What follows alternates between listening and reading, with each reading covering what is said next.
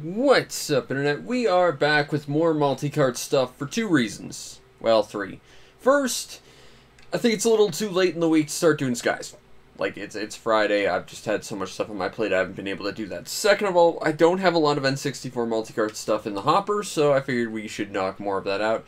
And third of all, you know, I did a lot of crappy sports games, and I don't want to do that, and I need to cleanse the palate. So here we are with the next set of games, starting with Nucleon Strike 64. This is actually a game I kind of know. I played it once. I remember seeing it on Video and Arcade Top 10 once, and then I immediately went out and rented it. And I could not stand it. And I think the reason was that, first of all, I had a lot of trouble with the first stage. But second of all is, they show you on the splash screen, like, a bunch of, like, fun, extra different levels that don't take place in your little helicopter, which is what most of this game is, because it's a strike game. It's an isometric helicopter game. And I couldn't get to them, and I was just disillusioned seeing so many cool levels I couldn't get to, basically. But let's start with eliminating informants. Lemon has been gathering information. Something village. Destroy informant village. Okay. I don't really know what our motivation to do that is, but let's do it. Okay, so control stick does control sticky things. C left shoots missiles. Boom. Okay, A shoots the guns. B also shoots the missiles. That gets rid of the HUD. Okay, so this is a game that basically uses two buttons. Although there is a strafe on Z for some reason. And weirdly enough, one of the strifes is also on the shoulders. Like, you got shoulder strifes, but then, like, left strife on top of being on L is also on Z, so who knows. Boom.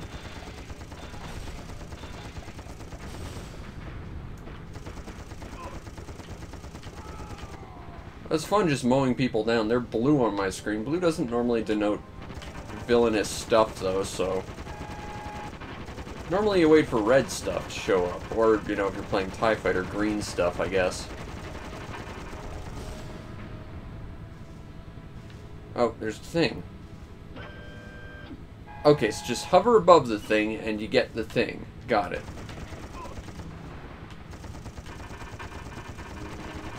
Let's just strafe around, strafing hard. Strife was a PC game I really liked. I mentioned it before, though. It was basically Hexen, but done right. And you should go play Strife. Strife is the thing you do in Strife. I'm not really seeing all that much danger. Okay, question. Is there a map? Okay, so there is. I think we're actually supposed to be going after... I think the blue guys might be our friends. I'm not 100% sure, but I think we have to go after the red thing, so let's try that. I can target those guys, and they are shooting at me, so maybe I am supposed to shoot the blue guys. Or maybe, just maybe, it's one of those things where those are actual allies, but they get fed up with your nonsense of shooting at them and they try and kill you. That happened in TIE Fighter a whole bunch. Man, I gotta play TIE Fighter again. That game was great. But, yeah, this is what I remember this game basically being. Can I go in there? I want to go in there. Let me go in there. Or blow it up. One of those two things. I think you can actually go in, like, the giant hangars like that and get a thing, but... Okay, so I'm sort of in the middle. I gotta go sort of vaguely in this direction, I think. If the red thing is what I'm looking for, then this is the way we need to go. I think. Honestly, so far, I'm thinking I like the Helicopter Army Man game better. I'm not sure if this is really a fair comparison between those two things. Just so far as they're just helicopter games that are vaguely militaristic, as most helicopter games that aren't remote-controlled try to be, but... I remember liking that one better than this. Okay, so let's grab that. And I think this is just getting, like, ammo and armor and stuff. It's kind of a little bit awkward having to sit here and park yourself. It kind of reminds me a little bit of hunting treasure in Wind Waker, where you just had to sort of park yourself and sit for an absurd period of time before you haul it up. And for the longest time when I played that game, I couldn't figure that out. I thought I just had to, like, press it once and it would go down. It does, but then, like, you actually have to hold it before you'll actually get anything. It took me an absurd amount of time to figure out how to treasure hunt in Wind Waker. I will chalk that up to Wind Waker not explaining itself terribly well, though. But Wind Waker has its issues. I still think it's a great game, but it does have one serious issue that I have trouble reconciling a lot. Although when they remade it, for whatever baffling reason they decided to, you know, they kind of did fix the one problem I had with it, which is good. Where the hell am I going exactly? Am I supposed to go to the green things? I'm pretty sure I started out at the green things. Okay, so if I grab the white thing, that's... Okay, so that's fuel. Alright, sure, but... Something's named the anti-air assault, maybe? Okay, well, I'm seeing... I guess I really am just supposed to go kill all the blue things. Why go with blue, though? That's a relatively non-hostile color. Like, there's a reason why warning signs are painted either red or yellow. It's because naturally we have an aversion to those colors because it's striking and it tells us there's an issue. Like, you know, when they make warning signs, they make them so that they're kind of universal, so that eventually, you know, if the human race does get wiped out, or, you know, language is destroyed or whatever, whoever finds them can still kind of interpret this as being a dangerous thing, you know? That's why those colors are actually actively chosen. So that it kind of transcends a learnable language, as it's more of just an instinctual thing. Picking blue for your target color is just a little peculiar.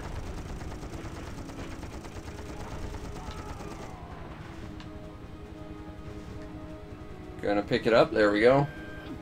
It's really fiddly with its detection, I'll tell you that much.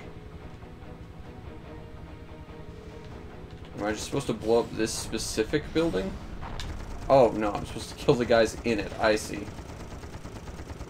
You're really just gonna have me gun down people on foot. This doesn't even seem fair. And I'm all for a show of power to make things interesting, but this is not what I would consider fun or interesting.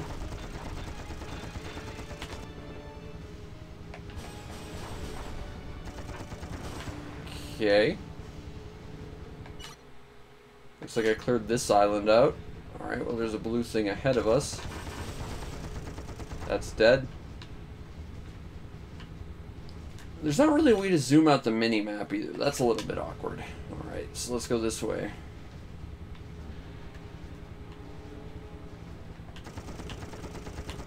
So I'm just supposed to shoot a whole bunch at this village until people decide to run out and I can gun them down. That doesn't even seem sporting. Like, they're hiding. They're non-combatants at this point. We're just harassing them.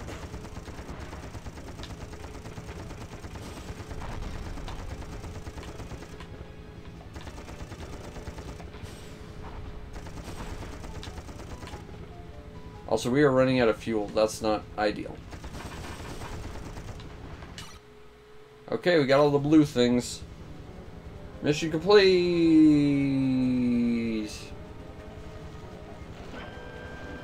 Uh-oh. There's new intelligence. Agent Naha is being held captive at Lemon's troops. Rescue ASAP. Okay. I mean, it'll be slightly less than ASAP. I'm refueling right now. But, you know, I'm getting on it. So it's basically just straight north-ish. Yeah, that should be roughly a straight line to where we're going. Okay. Here we go. That target does not appear on the map. That's okay. Oh, kind of go. Are they moving? It might be moving slightly, because I thought we were... Oh, hold on, hold on, hold on. Whoa, okay. That was... You know, that would be a moderately interesting trap if most of the people weren't just the guys that are basically useless we've been gunning down. Again, we feel like... I feel like this is... We're just being the aggressors here. They don't deserve this nonsense. Half of them are hiding. I'm just gonna blow up this bridge, because why not? This bridge deserves it. It has angered me. Alright. Okay, so... I see that there's a blue dot. Hey, Sly, how you doing? Okay, so I guess we're just going to the blue dot, assuming that's the right direction. I'm guessing that's a place where we can drop this lady off. As we just harass some more people on the ground. This isn't even a fun show of force. Okay, well, we can't drop her off while there's a giant tank there, obviously. And this guy might give her a hard time. Okay, okay, so I think blue just means it's an objective in a broad sense. Oh, nice. Nice. I've heard a lot of good things about those Danganronpa games. I had a friend in college who really spoke highly of them. I've never had a chance to play them, though.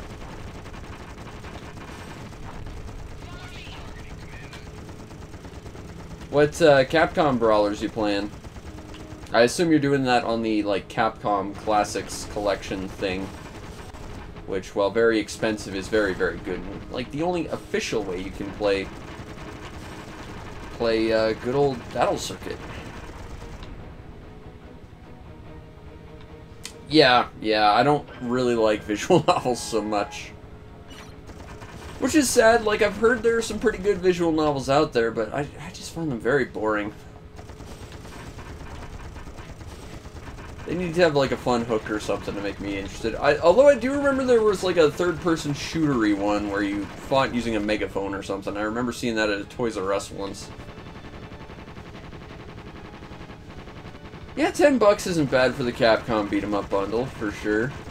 I think it's way overpriced for what it is, especially because it's basically just an emulation package, which, you know, for the sake of archival, you know, I'm getting more and more into just being fine with people emulating stuff. I mean, I emulate stuff just to make it record easier on certain devices, but, you know, I'm getting more and more just into it being legally fine to pirate stuff, because the fact is, you know, the people who do it usually just do it for profit. They don't do a good job of it, and they don't care about their stuff, so, you know, let the people who actually care handle it. That's one of the reasons why I really despise Pico Interactive. They just make an absolute pig's breakfast out of everything they seem to do, and they're just really cynically about the money about it. And that pisses me off.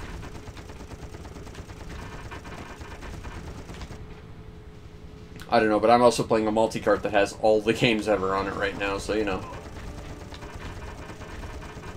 Actually, I've got a fun little story. I just got 3 Famiclones in the mail, and I just cracked one open. And I've never played Shogi in my life, and I played a particularly hard Shogi Famicom game, and the first time I ever played Shogi without knowing how to play, I won somehow. It was like a notoriously hard Famicom Shogi game, so I'm actually pretty proud of myself for that. Yeah, well, Pico's expensive, and it's not just that they're expensive, it's that they're actively getting, like, fan archivists to take down their stuff. And then Pico is putting up actively worse versions of that stuff. You know, I just hate that they're actively killing the archival nonsense. They're killing the, like, fan archival stuff, and they're putting out their own overpriced stuff that's not properly optimized, and it's just clear they don't care. And it just pisses me off so much. Like, I used to be very firmly anti-emulation, but the only emulation I really ever did was just, you know, I've got consoles that output to HDMI, so I'll emulate on there just so I can get a better picture, but I'm more and more just about being fine with it, just because, you know, the people who are doing it officially just don't care. And it's very, very, very apparent. Well, you know, I don't care about achievements. I've said this before, but I don't care to save. There is like a place that will just, did this game just boot me to the start because I didn't want to save? I think it did. Okay, I can select the segment.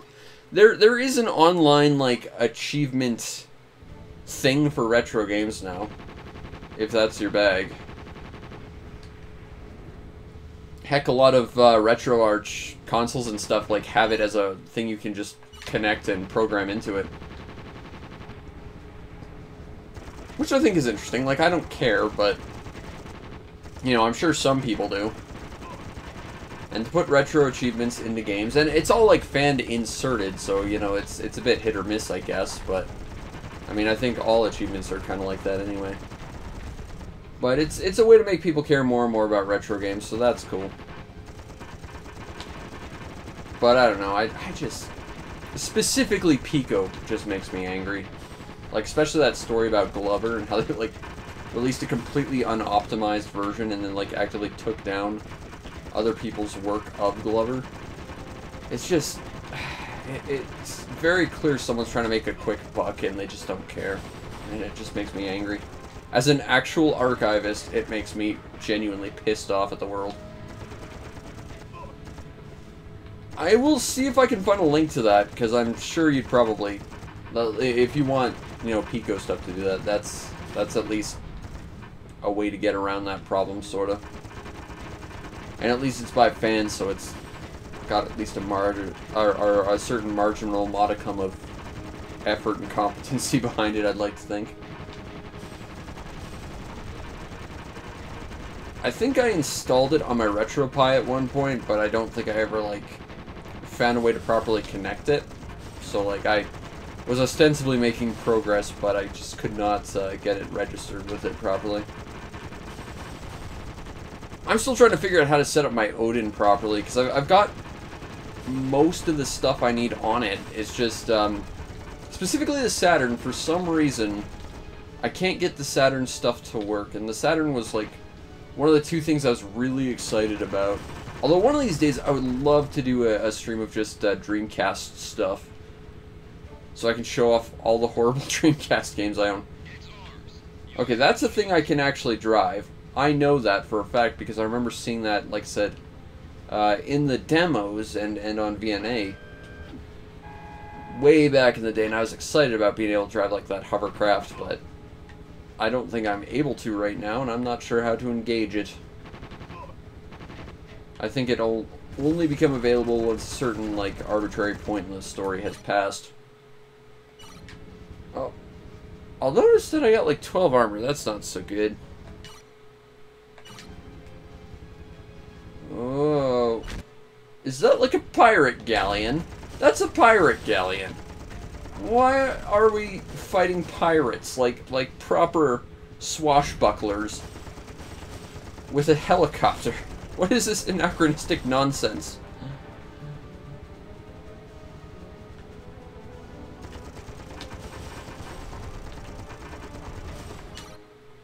Okay, so we got more blue things. My Dreamcast collection is garbage. I'll admit that right now. I have Blue Stinger, which I have been tempted for years to try and stream and do like a Halloween series on, because it's kind of like prototype Dead Space on the Dreamcast. But the two main characters are Sonic the Hedgehog and Dr. Robotnik from Sonic Adventure for some reason. But that game is very, very weird. I've also got 7th Cross Evolution. I really want to stream that one, just because it's one of the most bizarrely god-awful games I've ever seen. And I genuinely need to get like a think tank together to explain to me what to do in that game. Because the game doesn't explain it, and no guide for it explains it. It's just, it's very confusing and weird and bad. Oh god, that's a lot of blue things I don't want to deal with. Let's play another game.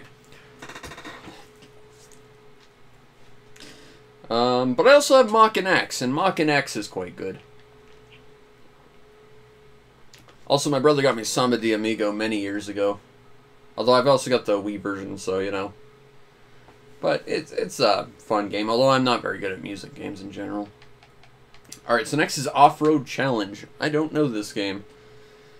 This is a game I'd probably confuse with Offroad Interceptor Extreme, which I've shown off before, as well as the game I confuse that with, which is Offroad Thunder. My collection's pretty bad, dude. I have, like, I think 3-4 games, and 2 are some of the worst on it. To be fair, there are some pretty good, like, wonky Dreamcast horror games. Illbleed is kind of amazing. I would love to actually get a copy of that, but it's expensive as all hell. My PS2 collection is quantity over quality, and I don't like that, but I just don't have all that many super amazing games for it. I think part of the problem, though, is, like, when I made that video, literally the day before, everyone on the Discord showed off their PS2 collections, and I was super jealous of all the really cool stuff they have. It's like, oh, I've got all these games I got in bundles I didn't actually want, because the bundles had, like, one game, and it was just cheaper for me to get the whole thing than try and buy one game I wanted. I don't know.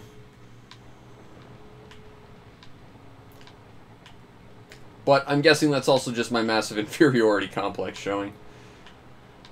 Whoa, kid, what is the layering on this? Because I'm seeing things that are like merged with the ground and then layered over, then layered under.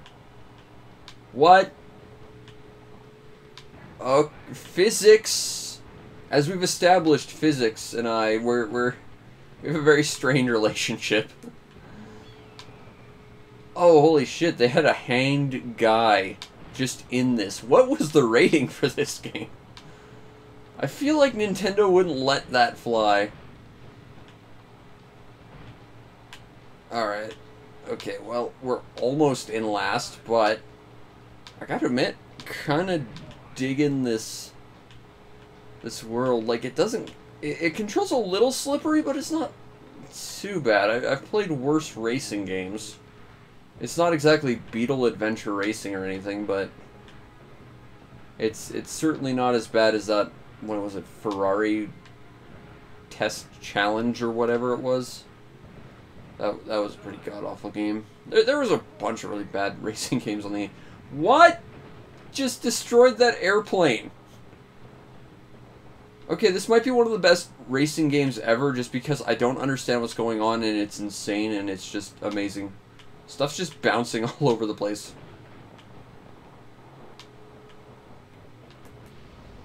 Oh, I have a turbo button. I should probably be using that. What is this racing game? I placed last. Okay. Oh, press B, press A to continue. Okay, let's... I have no money though, so I can't upgrade. Let's race. Let's go to the Mojave, which would be Vegas as well. You know, if New Vegas has taught me anything, it's that Mojave and Vegas are basically the same thing. And now I want to play New Vegas again. Okay, so let's see what we got here.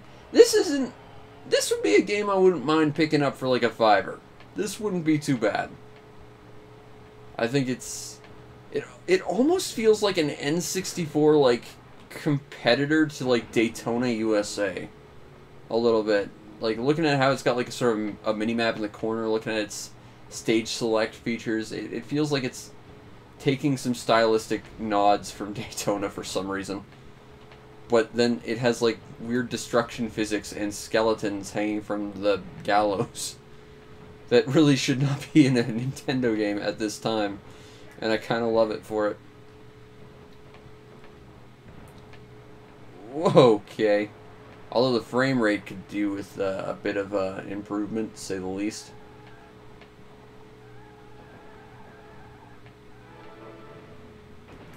Okay, not sure what that helmet did, but we got it. We got a helmet. Now we can be the helmeted racer. Oh! I didn't even see that turn. It's fine. It's fine. It's fine. It might not be fine. Okay, how many checkpoints are there, though? Whoa, okay, we've got just electric generators on the road and explosion-y barrels. The Mojave, truly a post-apocalyptic nuclear wasteland, even in the 90s. Did I just pick a really slow car or something? Because I am not getting sufficient speed on any of these people. Maybe it's they're all set to like manual transmission or just like driving at peak efficiency or something. I might want to try like getting a different. Yeah, so that's the finish. Again, we came in dead last. They're all going faster than us too. I'm gonna get a different car and see what that might change. New hot driver. Hell yeah.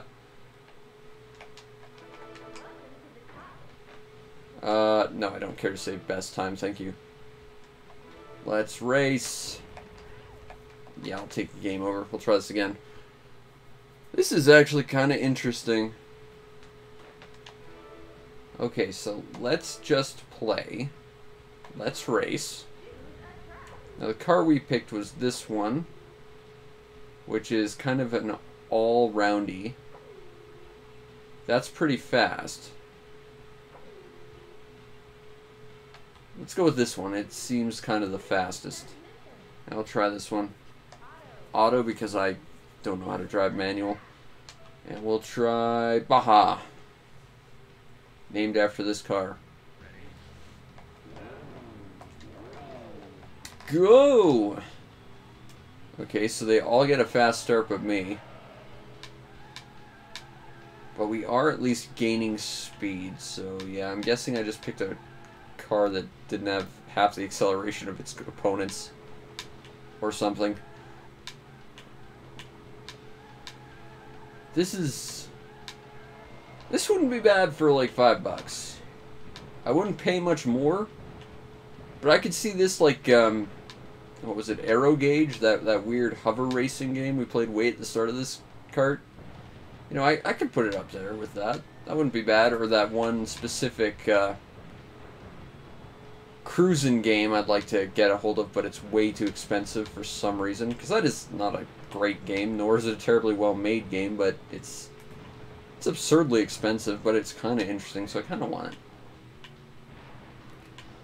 Although I think the big surprise for me was that weird hover snowboarding game. That's a Japanese exclusive. That game rocked. I'd love to get a copy of that. That game is expensive though. I took a look for it because I was so pumped by it. And it's like, oh, that is, wow, really? Well, that's unfortunate. Still, this game isn't bad. I mean, we're clearly coming in last. I'm guessing a lot of these vehicles that we're racing probably have upgrades already applied to them. Like, they're not driving stock like we are. That's the only thing I can think, because we are driving ostensibly like the fastest car, as far as I can tell. And they're already still miles ahead of me. Not a great game, but not a horrible game.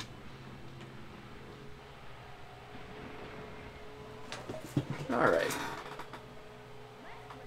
And terrifically, OBS crashed, so it's a good time had by all. Seriously, I don't get this. Like, at one point my upscaler flashed a red light, which I've never seen before, then that went away. Then OBS just turned off, and then, like, nothing worked. Don't know what happened, but it seems to be back now, so that's good. Alright, so next we have Ogre Battle 64. I actually do own this game, but it's the Japanese version. So, also this is a strategy game, so we're probably not going to get as far into this as people would like, but that's the nature of the beast sometimes.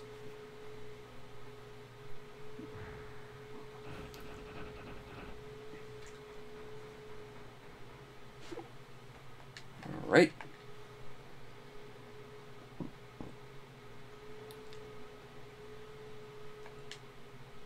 Okay. So I'm seeing a bit of an issue in that I'm not getting a photo. And I don't know what the problem with that is, because... Alright, now we're getting images. Don't know what that was about, just decided not to show the Atlas splash screen. It's fine. It's fine. It's probably not fine. I don't understand what OBS's problem with everything is. Let's do a story mode.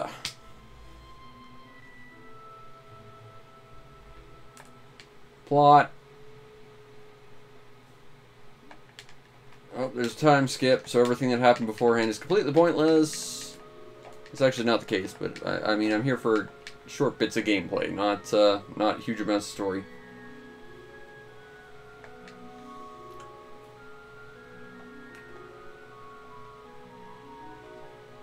Captain Bluehair. Sure. Confirms the name. So start just is a help button, I guess? Alright. The date of thine birth is... I'm old.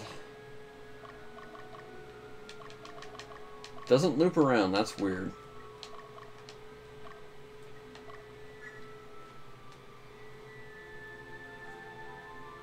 Alright. What do we got next?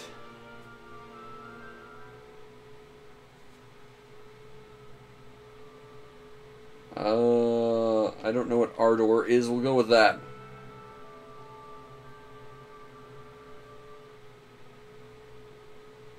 What shall we sever? Obviously, greed. Obviously.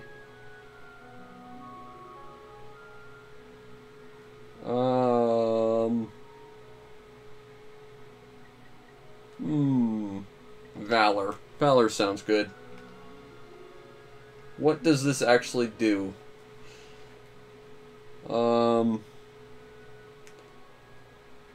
offer lust to the gods because that's the fun one. What does all this nonsense actually mean? Strife, because it's an excellent RPG shooter thingamabob that everyone needs to play. What shall we get rid of? What's the difference between rule and law? Aren't those, like, basically the same thing? Alright, changes. I don't like change. I'm a person of habit.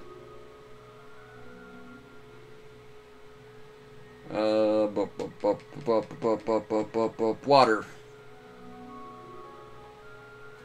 Sure. That sounds like... sure. We got a mace, a staff, a wand, a marionette, 2 robes, cleric's vestments, magician's robe. This might be throwing too much at someone who's just trying to start the game. Did those decisions end up deciding what random crap you just threw at me?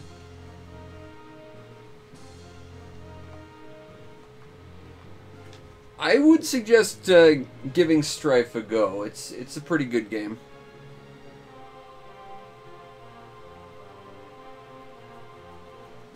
I've said it before, I'll say it again. Strife is basically what Hexen wanted to be. You know, it wanted to be Doom, but like a fantasy RPG, except it was still basically just Doom, but with a fantasy coat of paint, whereas Strife is actually an RPG. There are people you can talk to and stuff, and quests to go on. It's a very good game. It's been forever since I played it, and I really should give it a shot again, but I liked Strife a lot.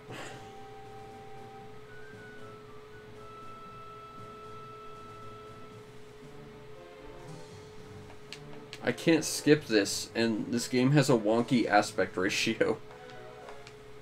And weirdly enough, the text box is cut above the aspect ratio.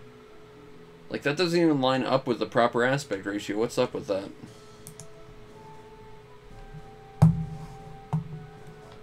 Okay, well, as we button mash our way through this, I'm going to see if I can find...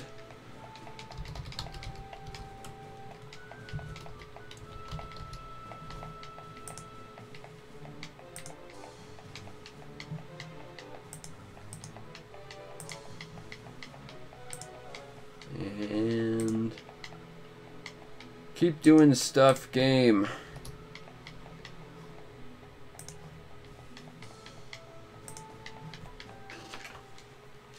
like to actually get to a fight sometime this decade. This is not how I'd normally play an RPG or a strategy game in any capacity. That's a rather nice animation. But, you know, the whole point here is I want to play a game now. Let me do that thing. Oh my god, I just realized we're gonna have to play Quest at some point. Oh. Oh, that hurts me. As a person, that hurts me.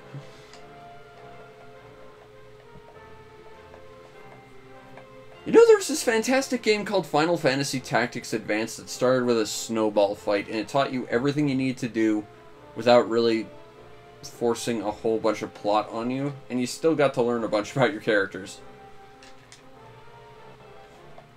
It's also one of the best Final Fantasy games, just gonna say. It's also the only one worth a squirt of piss after 6. I stand by that.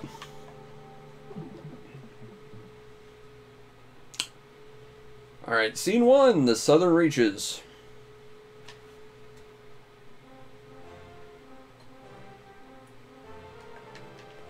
Now that I've actually turned my audio up, I can hear some stuff. Music's not bad. This kind of reminds me of the title screen theme to Golden Sun.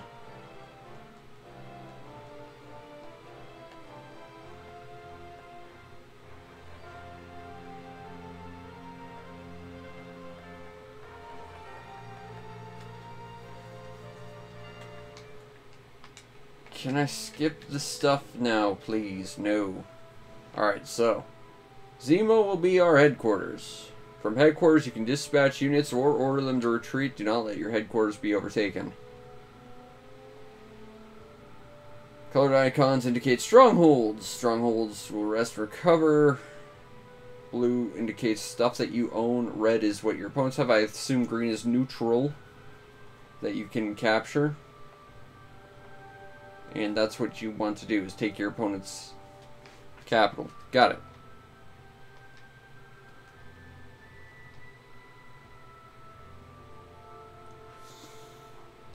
Okay, let's give this a go. Nope, that's fine. Want to skip now. End briefing. Yep.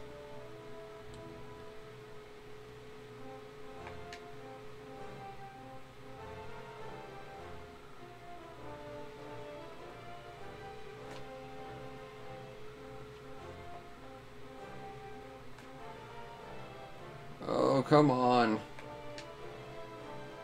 Yeah, I'm supposed to give this game 10 minutes. We're already at that point.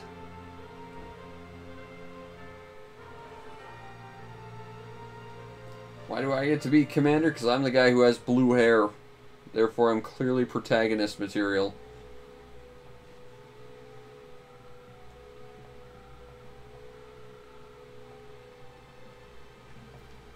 No, I don't want to fight you. First of all, it's going to just wear me down, which makes me an ineffective commander. Yes, that's exactly what I'm doing. I'm mocking you because you're from the South, Dio. I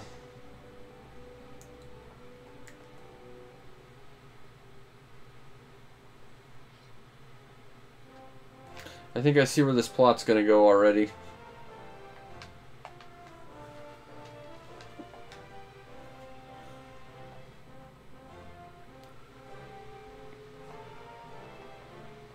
Now this is really dragging. Come on, please. Normally I'm all for this stuff, but right now I just need to go and play some bit of game now, please.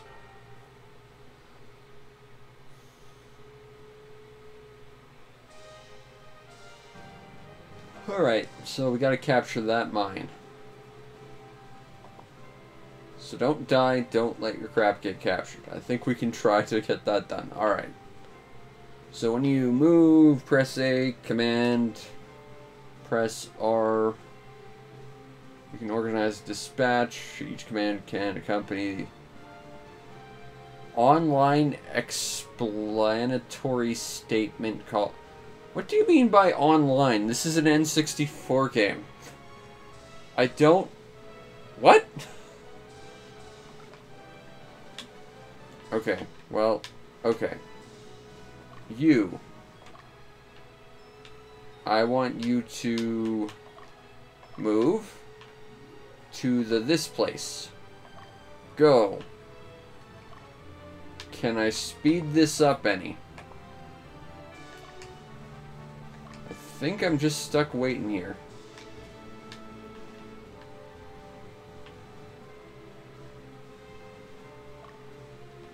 I'm pressing all the buttons. Want this to go faster.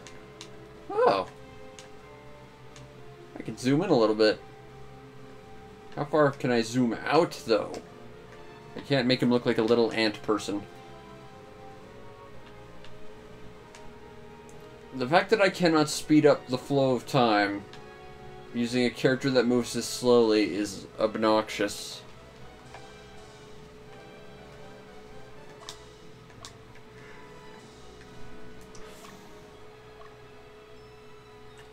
Okay. Command, you're gonna move straight to this place now. Go to Bordeaux.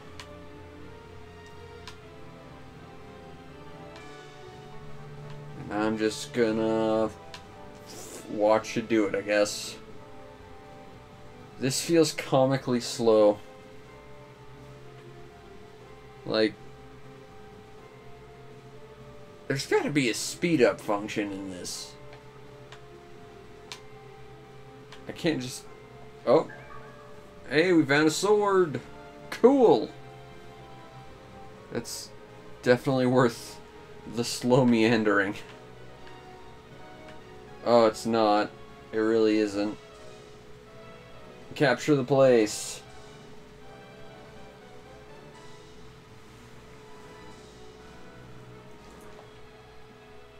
Okay. So they're... Okay, so you just walk to a place and you liberate it? Like there's no retaliation or defense or like conflict? Okay, there's a guy on the map. Maybe we'll get into a fight or something.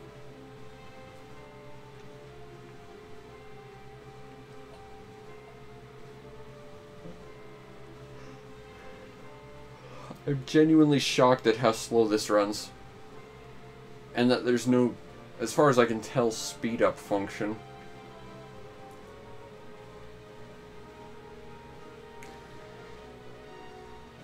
And that these guys are just letting me walk past them and rock right on up to their capital with very... Oh, no, I actually do get to fight. Okay, cool.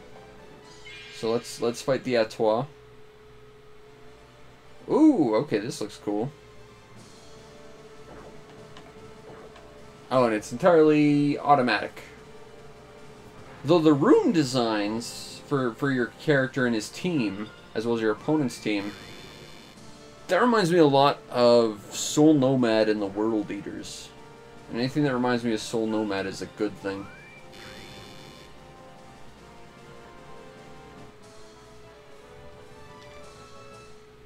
I'm not sure that counts as a win. No one died.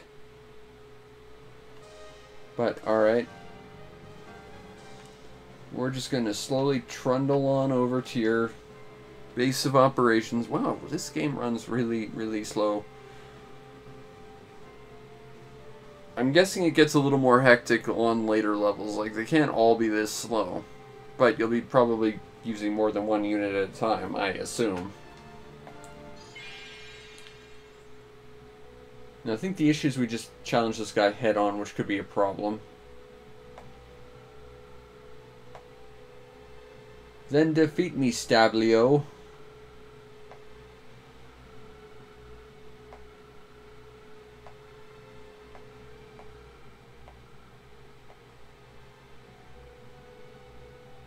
Okay.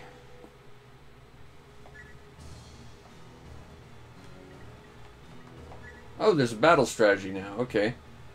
Attack leader. That's actually cool. I can set up a proper strategy for this. I like that. If we focus on fighting purely the leader, the fight should end quicker. Presumably. Anyway.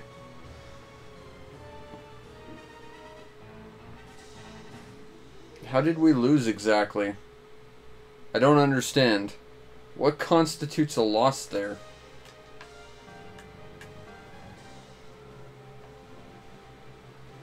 I don't really understand how that constitutes a loss at all, really.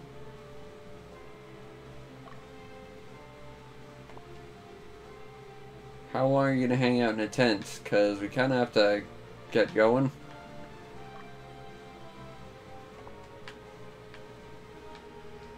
I kind of wonder, had I captured this town and went to get this, would I be able to rock on up behind them? Like through this little crevasse over here.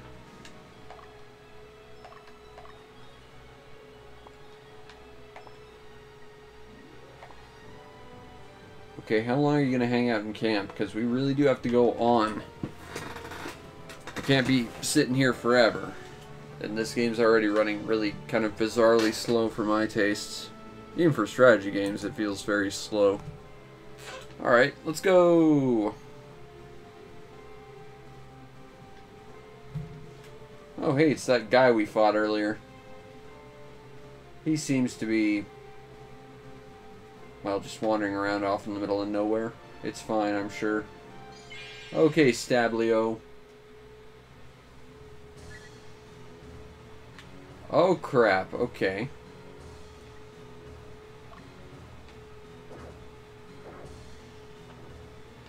So, he healed up between turns. That's not good.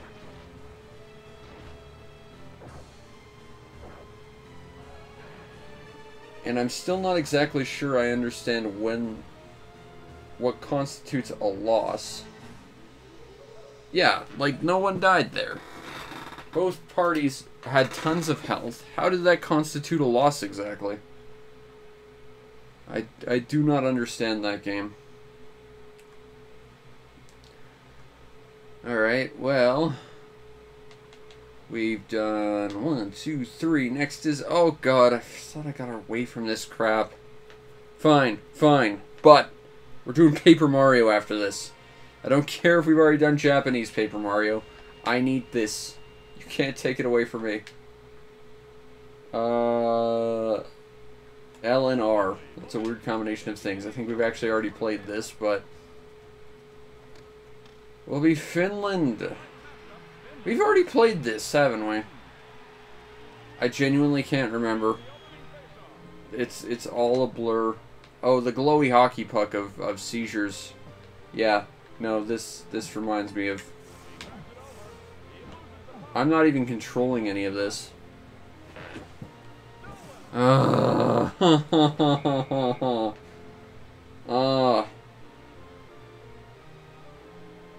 I think we all get the idea. Screw this. Plus, I think genuinely we have already played this. And I don't want to do repeats, except for Paper Mario, because I deserve it. After all that nonsense for doing Paper Mario, it'll make me feel better at least. This is probably what the rest of tonight's going to be. Because it's a good game.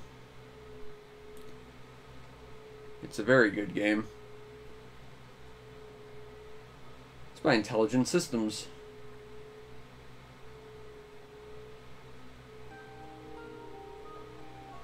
Yep, today, Paper Mario. We already played this, but in Japanese. And you can see I've already got a file made. So we can...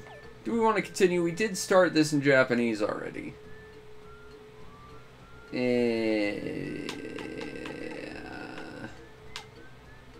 Nah, we'll do it in proper... We'll do it in proper English, but we'll probably play longer just because... Just because I deserve it. I still remember the original Paper Mario ad. It was awesome.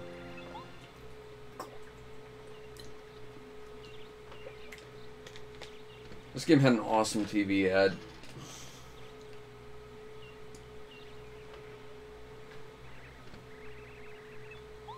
We got a letter from the Princess Lady.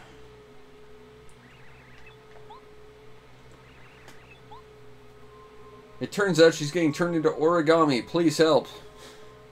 Oh wait, no, that's the less good one of these games. So there's all kinds of terrible food. Let's go pig out on free terrible food because, you know, that's what plumbers do, I guess, in the Mushroom Kingdom. Oh, I love Paper Mario. This is easily one of my favorite N64 games. I'm really kind of upset I don't own a copy of this in any capacity. Because I played so much of this game over the years.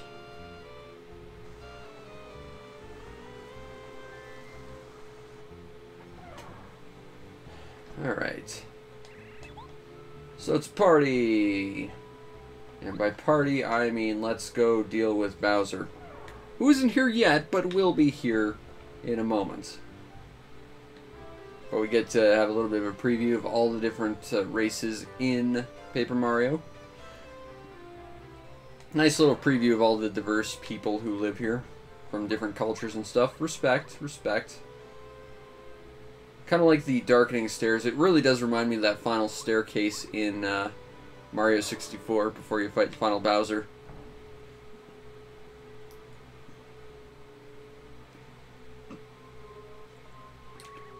Oh, look. Aw, she talks with hearts. That's how you know she's happy.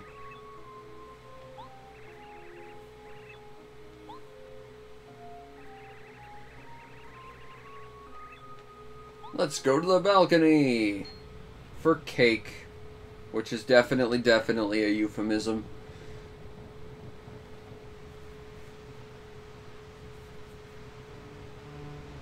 How exactly did this work, though? Like, how did Bowser either create some sort of bizarre subterranean drilling machine castle to get under Peach's castle, or somehow built an entire castle under her castle without realizing it? Like, I don't understand how this worked.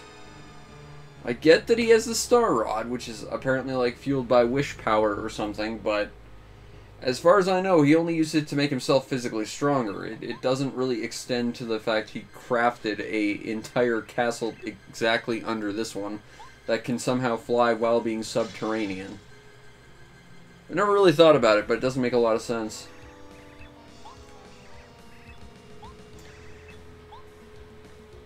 Maybe he made a little toy model of a subterranean flying castle, and then Kamek made it huge as he threw it at Peach's actual castle, and then it just popped it out of the ground. Maybe that's it. Makes perfect sense. You can never defeat Mario, except probably this time, because you're... I'm pretty sure I said this during the Japanese one when I played this, but I'm pretty sure he is actually basically flagged as the final boss right now. I think the game will crash if you do actually, like, beat him, but he is effectively flagged as, like, the same power level and everything as the final boss instance. It's just then he was actually flagged as being beatable. I'm pretty sure that's how that works. He just has a standard attack that's been, like, super nerfed.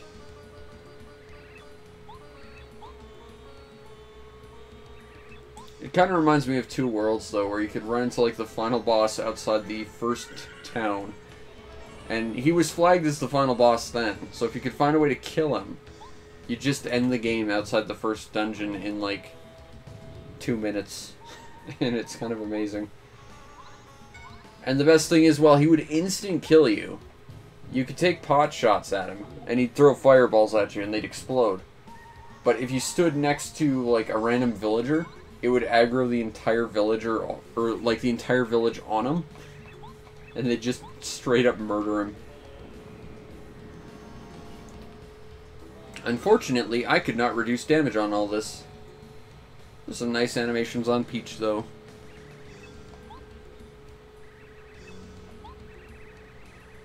We beat the old rival Mario.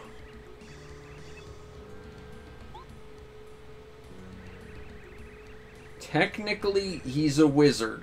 He's always been a wizard, but it was only ever addressed in the first game and, like, this one. He's not actually a king of anything.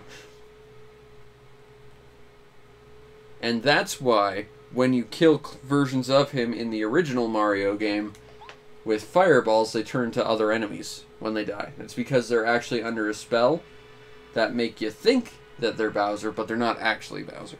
And that's how that works. Because he's actually a wizard.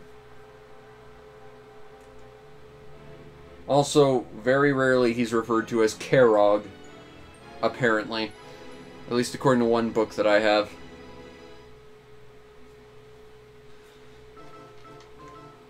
But it's the prologue, a plea from the stars.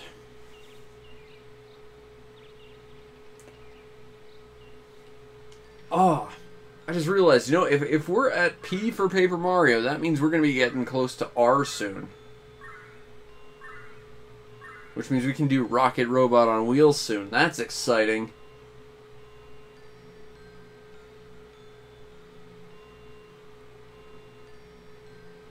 But it also means that Q is coming up. And that means Quest is going to be, like, next. And these are all the star spirits. And they're just holo projecting.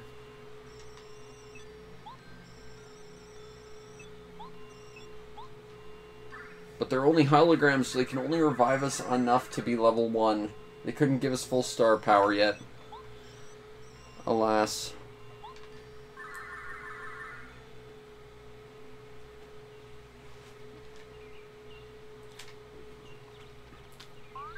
That's good old Goombaria. Said it before, I'll say it again. I remember seeing this on VNA Top 10 as well.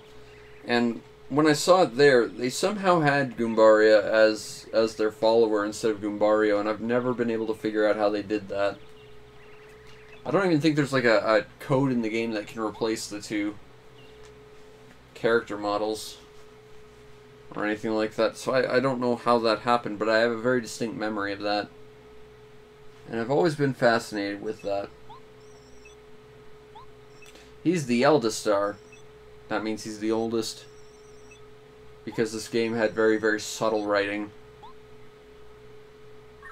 But it had very good music. And excellent, excellent strategies and stuff. It wasn't a super hard game, although I do remember some fights being kind of challenging, but it was good. Had good writing. Great characters. I still think Bo is, like, the best character this series has ever put out. Also Parakarry and Lackluster. He was a great character. I think Thousand Year Door was not as good as the original. I know that's probably a hot take, but I think the original was just better executed, really. I'm sad I don't have Thousand Year Door. That's a big one for me, too. I never really played the ones after Thousand Year Door, though. I did play the Switch one, and I found that game to be a weird, muddled mess. But I never played the 3DS or the Wii U one. I've been meaning to, but I also know those are not particularly good games. I also didn't really care for Super Paper Mario so much. But again, part of what made Paper Mario so good was the fact that it was effectively a sequel to Mario RPG, but with a lot more style.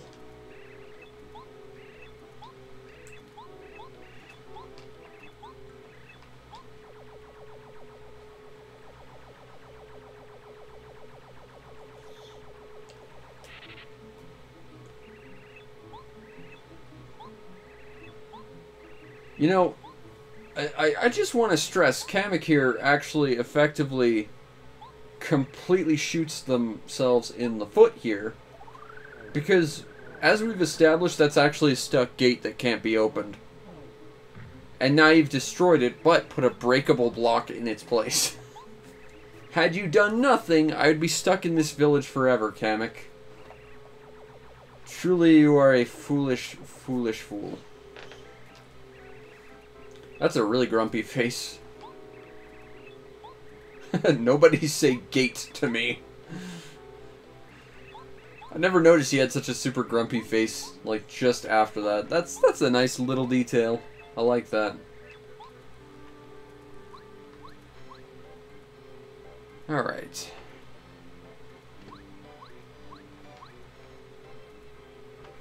So let's... Oh, yeah! There used to be a deck here, didn't there? Wonder what happened to that. And this is the one scene where Mario being paper actually, like, is accounted for. Is one visual gag.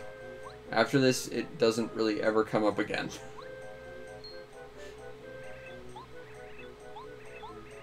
I kind of appreciate that, though, because, you know, I think later Paper Mario games really did focus on the whole everything is made out of craft supplies and stuff a little too much. I mean, the villain in one of the Paper Mario games is like a pencil case. And, like, what is that, really? Or a stapler. It's, like, really? You know, here, you've got far more creativity because it's effectively just Mario, but with a style choice. You know, you're not married to the fact that everything needs to be made out of crafting material. Which means you don't have to fight a giant ball of rubber bands. That's not to say you might run into a creature made of rubber bands, but you're not stuck having to do that. You're instead stuck fighting Mario enemies that actually make sense and don't feel like someone just looked at their office desk and said, yep, that's a villain right there. Why is a freaking pencil case a villain? Oh, that makes me angry. But this is a much better Paper Mario. It's pure in its vision. And it wasn't just, let's throw our art assets out there and hopefully net some people to buy it. Like I stupidly did. Also, this is Junior Troopa. He's a rival. You see him a lot in this game. Like after every dungeon he gets powered up. And he actually gets to be kind of really genuinely difficult at some points.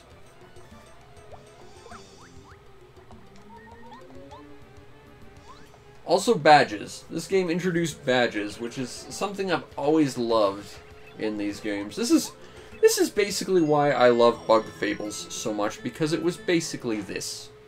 Except another one, and made by people who understood what made this special. Oh man, Bug Fables was such a good game. It was so nice, I bought it several times. And would absolutely buy a sequel. Or like another game in its vein or whatever. Or really anything the developers of Bug Fables want to put out. They've earned my respect. Alright. Grab this. Got a fire flower. Doop doop doop doop doop doop boop. Ah, man. And this is really like the one really objectively good RPG on the N64. I mean, the N64 had like 4 of them. At least in English. If we start counting the Japanese ones, there's a lot more, but North America, we only got 4 RPGs. One debatable as being an RPG because Hybrid Heaven was certainly what it was.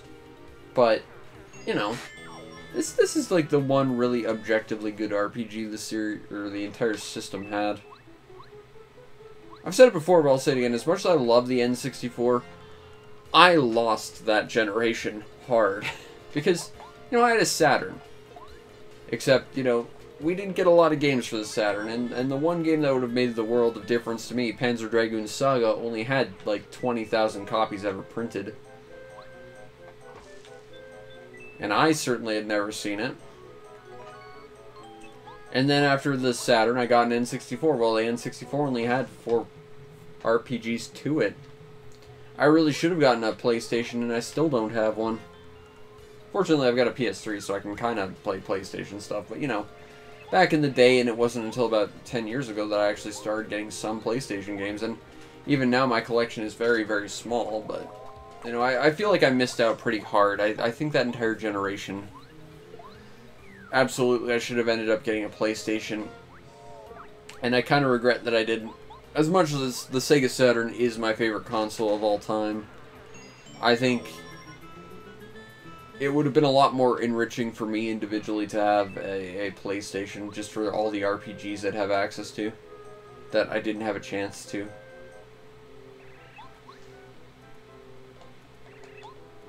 Open up the gate.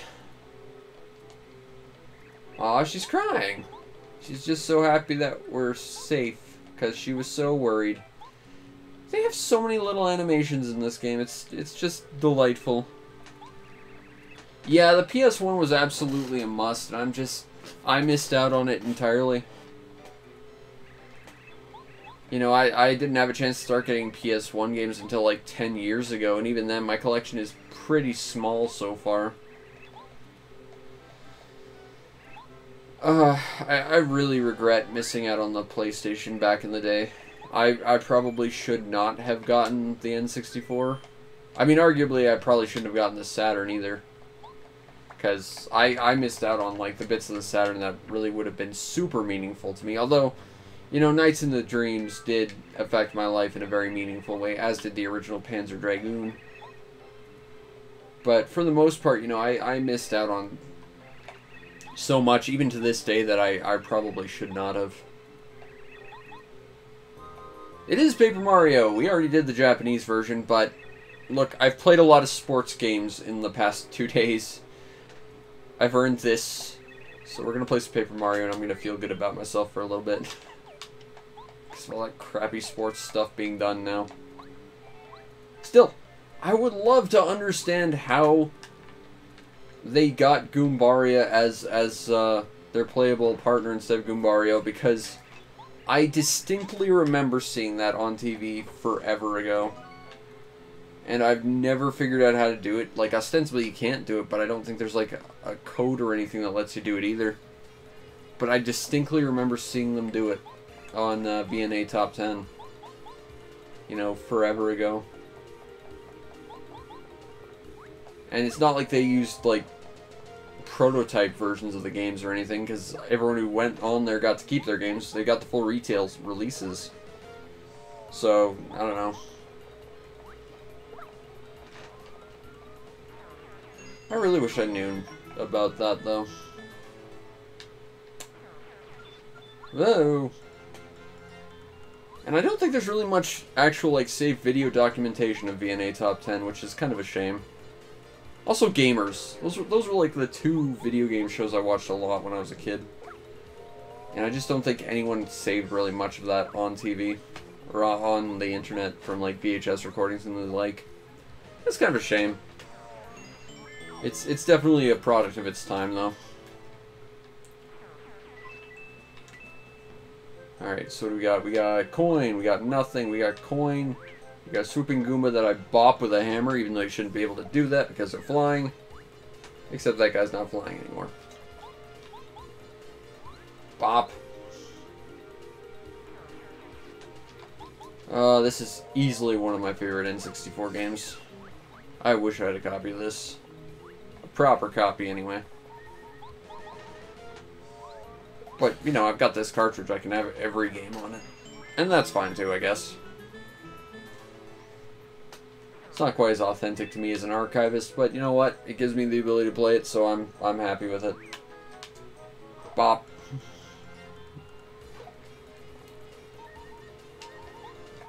Definitely don't want to jump on the spiky Goomba.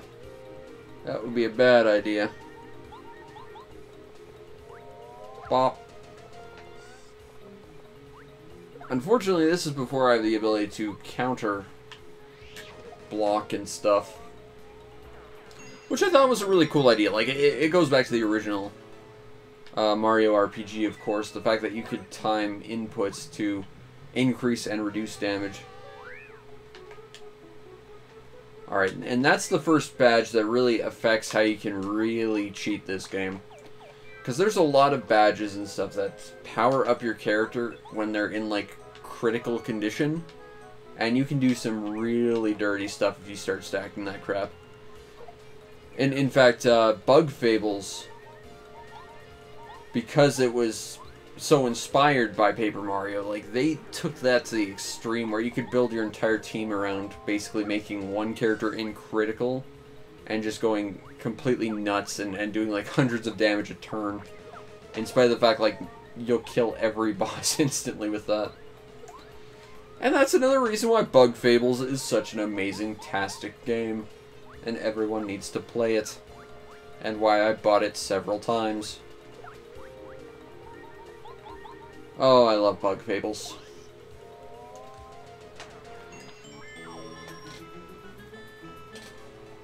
Alright.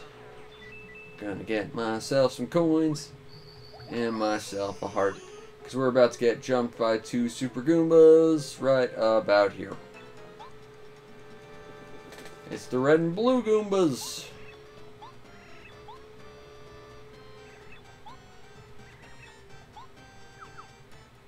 They're named for their color because this game is subtle. Well, might as well do this. Bop. Oh yeah, I don't have the timing thing yet. You don't get that until later, which I think that's a missed opportunity. I think the reason why they make it so you don't get the timing power-up thing so early is just because they didn't want to flood players with too much information too quickly, which, respect that, but at the same time, I think it's such an integral part that I think it's a huge loss that you don't have the ability to, like, time block and time super attack stuff. Bop.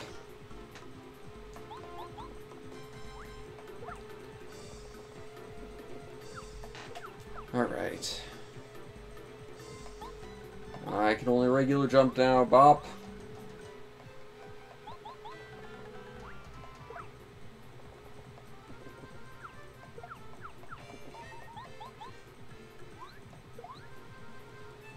Why are they so much bigger, though? Like, we've seen a village of Goombas. We'll see other Goombas. These 2 are just significantly bigger than the rest for no real explained reason. Now, granted, there's a Goomba King, but he's like the king, so you'd think he'd have been long-lived or something.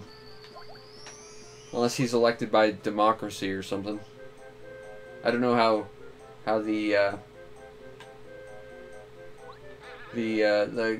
Goomba succession system works, but that's not a power-up. That'll turn to a regular Goomba and he'll chase you. I know that for a fact. It was a trap that got me numerous times. That tree will play an important part in this mission to get across this gap. We beat you up. Also, his entire kingdom is 2 Goombas that are color-coded for some reason.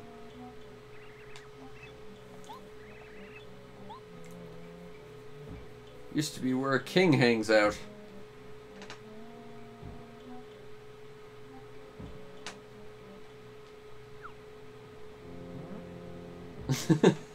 He looks so goofy, but he has striped pants. So respect that. Respect the stripy pants. So now we gotta fight them all. Alas.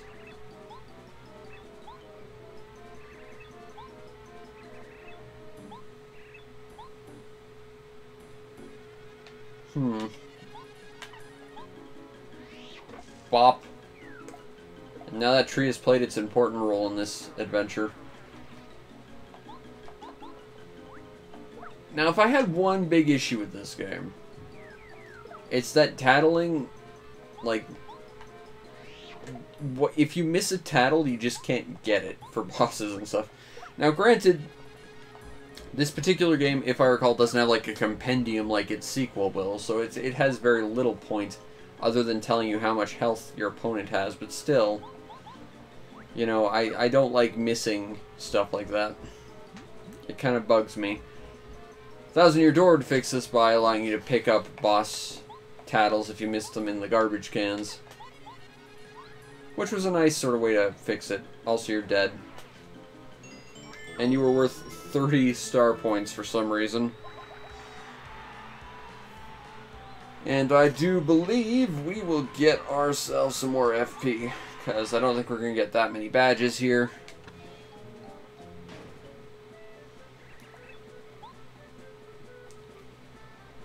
Unfortunately, we can't get through.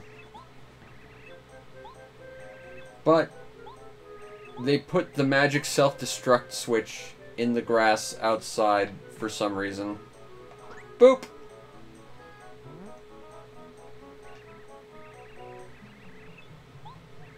If If you happen to find a button somewhere, you should definitely not press it. Whoopsies. This game had good writing.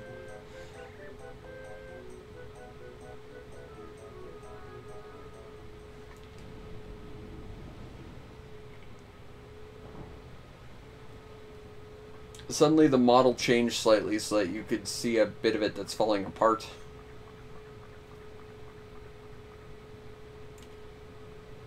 Sproing, and we'll never see him again because he just sort of disappears off into space. And then the blue and red Goombas just sort of turn invisible because they walked in but they didn't fly off or anything. But either way, we won the Goomba village their freedom from their king, who was definitely oppressing them. For sure. Because he was a king. Is there anything around here?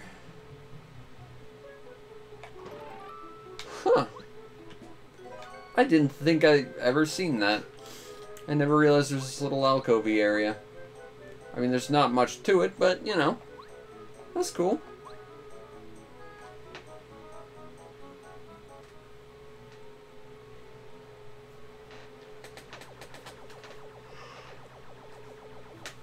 Kamek realizing her terrible mistake that had she not put a destructible block in place of where that completely stuck gate was, I wouldn't be stuck in the Goomba village forever. And she's actively not going to take responsibility for the fact that she's now cost Bowser this victory. He had a complete, unquestioning victory. I would not have been able to get outside that gate, but then she destroyed it for me, so that worked out well for me.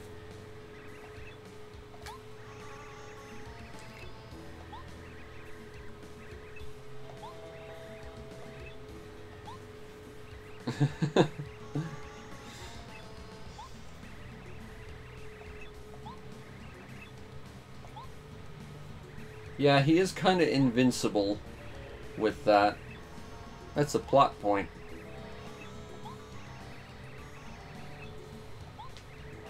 And even Mario can't save all the spirits.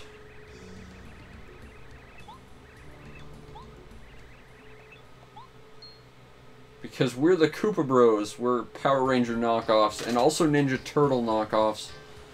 And I love them. I love this game. Cowabunga. That reminds me, I still have to try that new Ninja Turtles game. Yeah, real King Bowser. He was a wimple. That I gotta use that for something. That's a word that has to be added to my lexicon.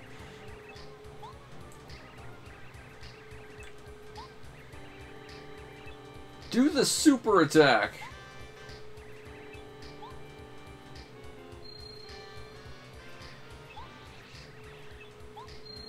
So here's the secret. They all stand on top of each other's shoulders and you knock them down. They make themselves look really tall, but they're kind of just wimps. They're wimpolas.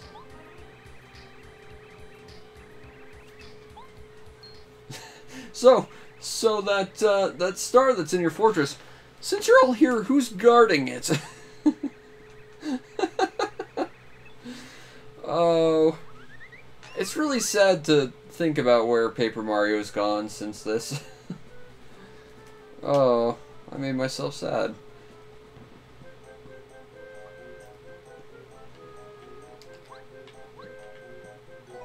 What? I mean, we got Bug Fables, so that's something.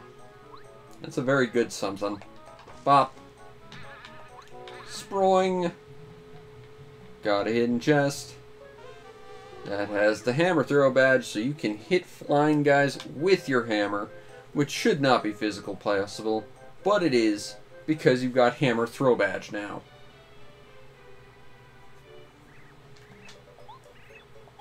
Yeah, well, we were in the castle. We kind of fell, but we were made of paper, so it's fine. We go talk to Luigi, but we don't want to do that. Can't go do the the Super Boss Dojo right off. I think there's something special about this tree. Yep, star piece. This was something cool that took me forever to realize. Okay, so we got the Toad Town News, which is pretty cool. But then if we go around, we got the Underground News. I'm scribbling on the back of the notice board. Yeah, so there's actually 2 sets of news that will actively update as we play the game. It's pretty cool.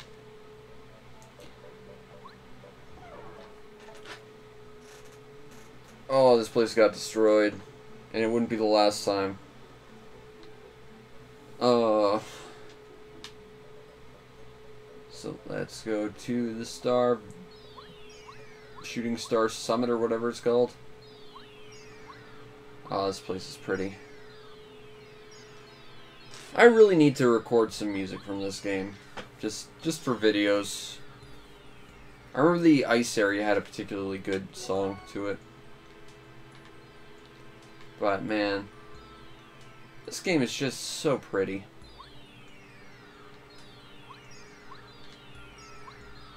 And it had a style and aesthetic to it, you know? It wasn't that it was super graphically impressive, although, you know, it wasn't bad. You know, but it had a style about it, and it knew what it wanted to be, and it committed fully to it.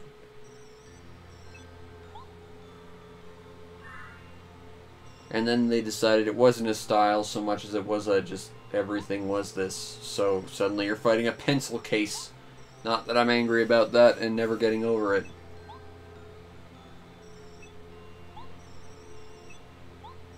Yep.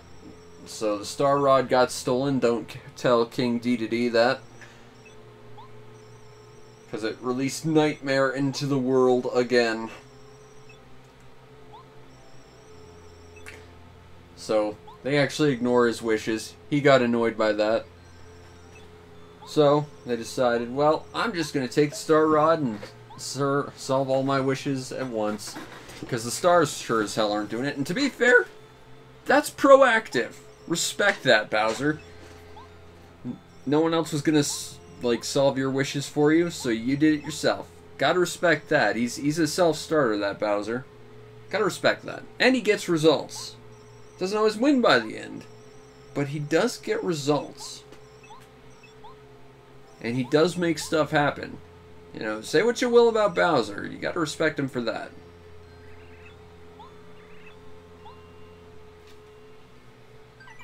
Alright, continue without saving.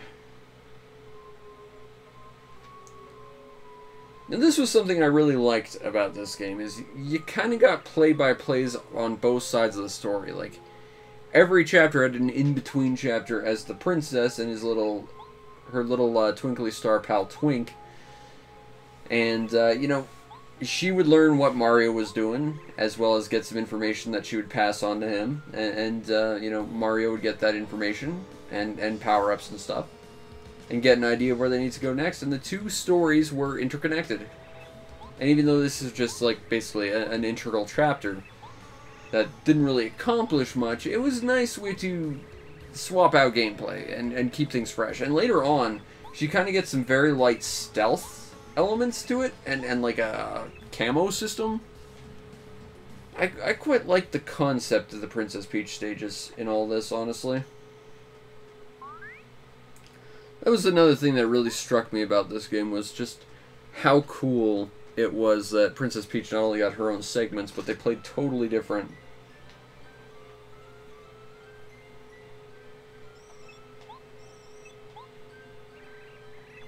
You're a star kid. He's basically Geno 2.0, except he doesn't inhabit a puppet that is like the most OP character in the game, unfortunately. Yeah, I can't actually solve wishes for you, but I can float around and carry stuff and listen to stuff for you. I can act as a messenger, and that's all I'm gonna do.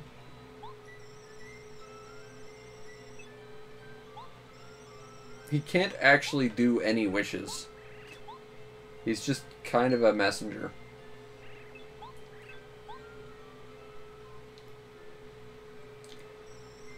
I don't know why she has that, but that will allow us to do timed attacks and stuff. Which is an important mechanic in this game that gives it really a cool combat edge. It makes it more than just a turn-based thing. It becomes more of an active system at that point. Which is one of the really cool things about this game mechanically.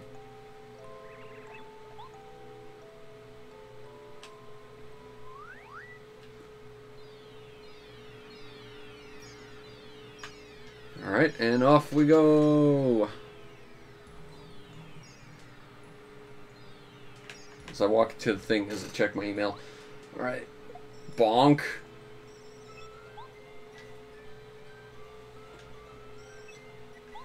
It's funny he knows who we are even though he's never met us before.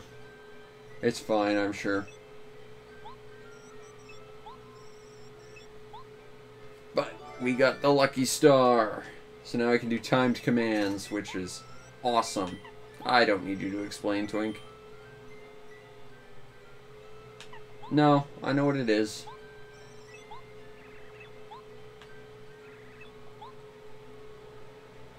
Although you're gonna get me into a fight with a Magic Koopa anyway. I honestly thought we'd get to skip this fight if we just said, no, I know what this is. Because I do know what this is, but I guess not.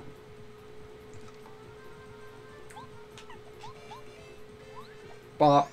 And now we get extra damage. That's really all it is. Just time a thing, you get extra damage. And reduced damage for timing stuff like that. Except I did that wrong. Because I don't know the timing on that terribly well, but bop. And now you're dead, Magic Koopa. But you gotta appreciate the fashion sense with that robe.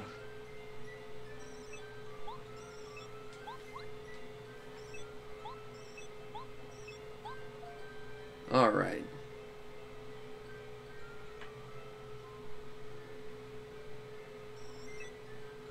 Alright.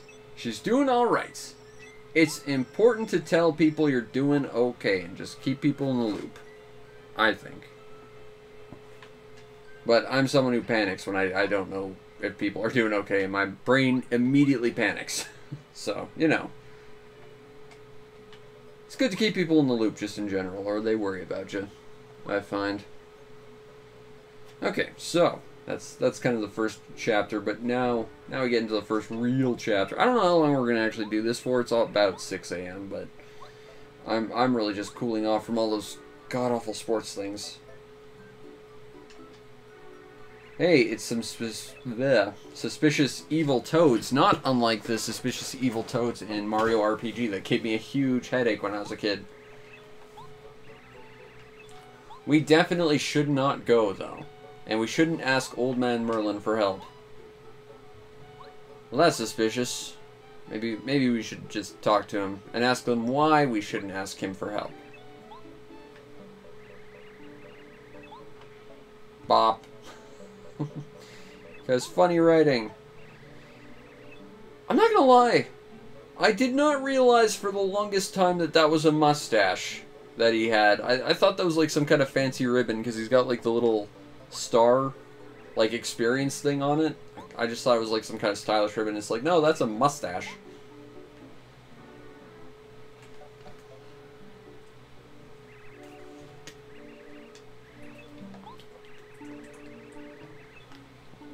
I like that his magic ball is one of those power-up things.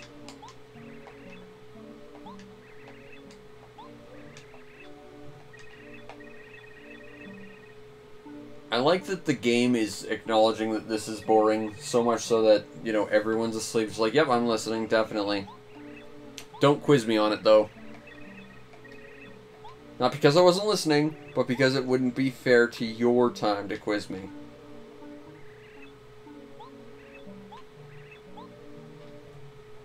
Quick, steal the big experience orb while he's gone. Won't let me.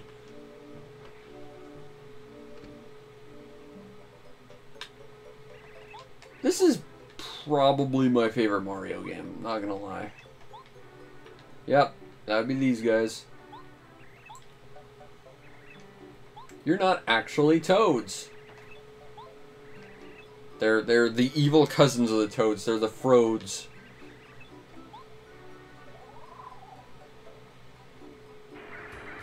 Or they might be the Koopa Bros. One of those two things.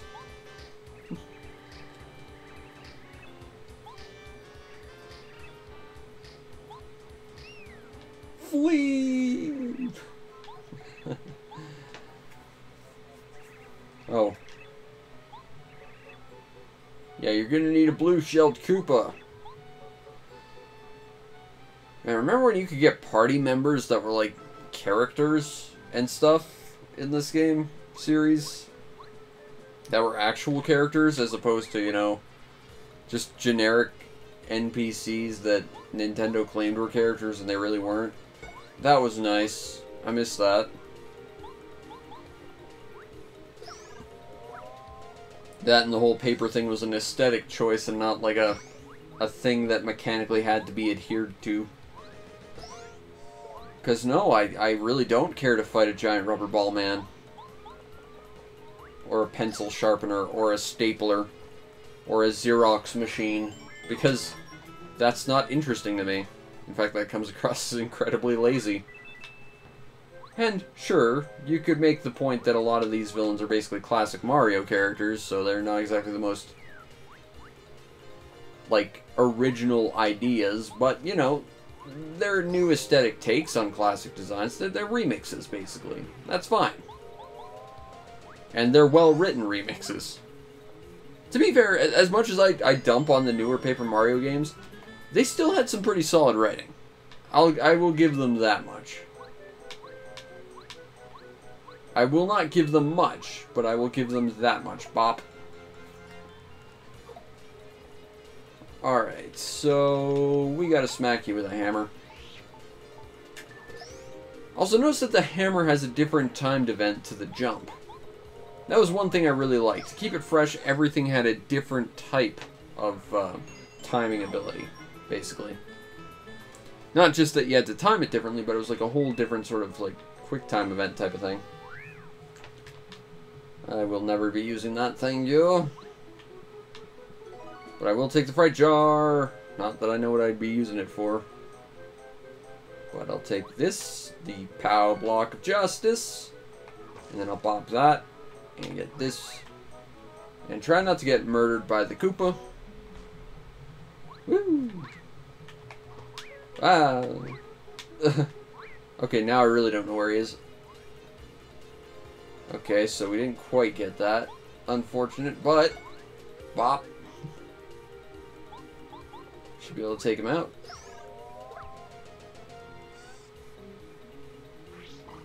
Oh, got the timing on that exactly not right. That'll at least get him out of the fight for the moment. Then head bonk this guy.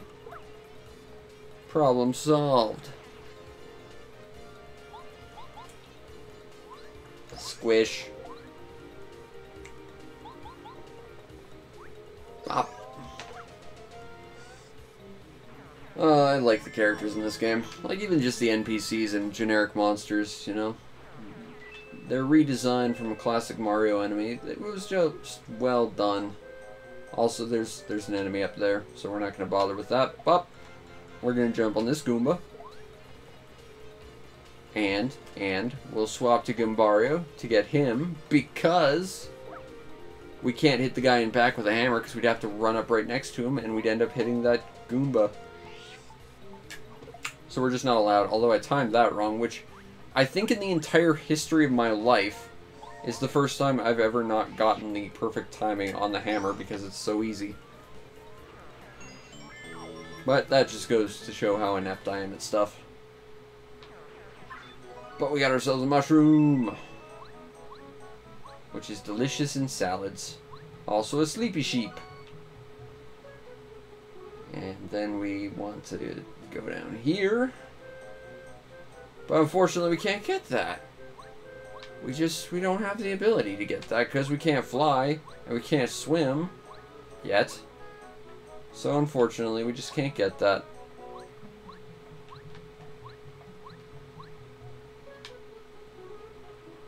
Oh, and then there was this.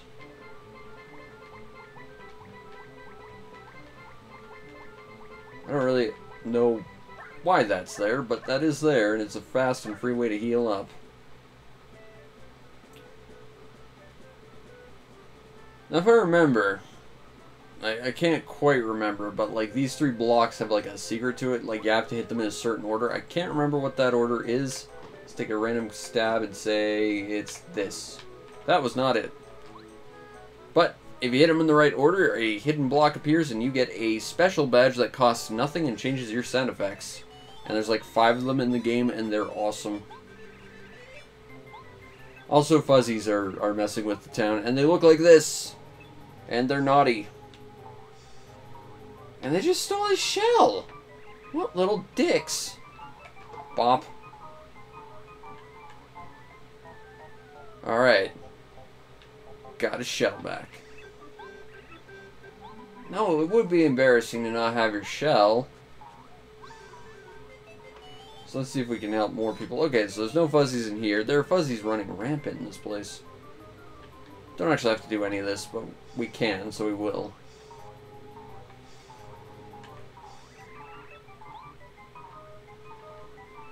Bop. There we go. Be careful. I've heard that some people try and surf on Koopa shells. Not sensible people, mind you, but some people. Now, looks like there's no fuzzies in here.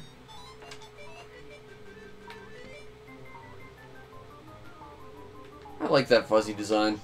I think they're annoying enemies, but there's something just silly about their design. I like that this guy's just chilling.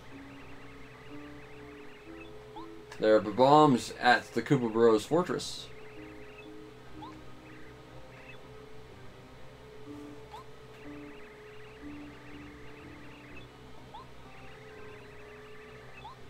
This guy knows what's up. Bop. Golden Oldies Station, that's funny.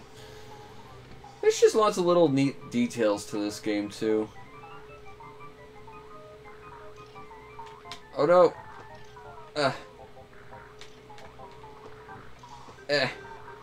Get back here, you silly fuzzy.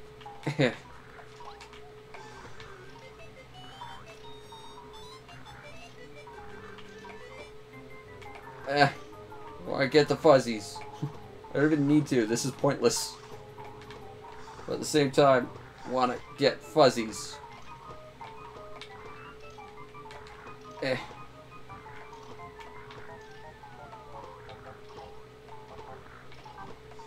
Stop chasing them in the wrong places, Koopa. Ah, fine. You don't get your shell back, I've decided. You don't deserve it because you're not helping. And these other people aren't helping, but they aren't actively hindering either.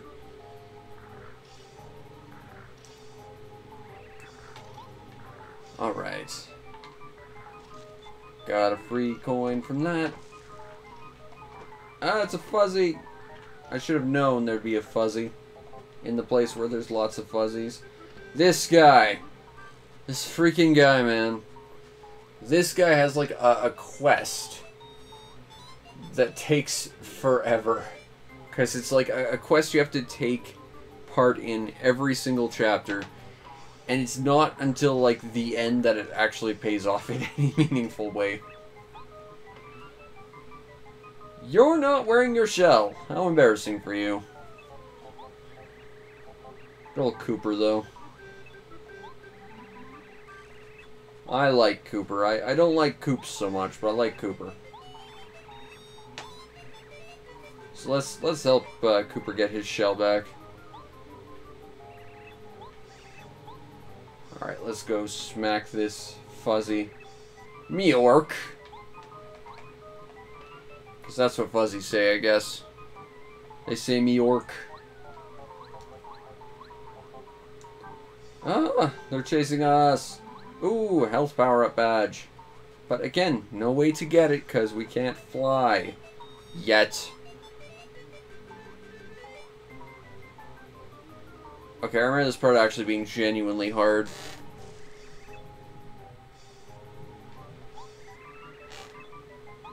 Alright, Meork. So let's figure out where he's hiding.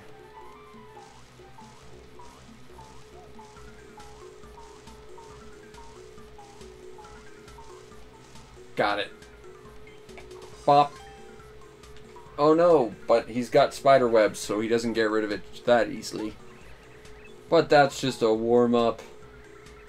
This reminds me a lot of Mario RPG, where you could hide behind the curtains in like a hide-and-seek type of game. That was basically this, but like you were hiding.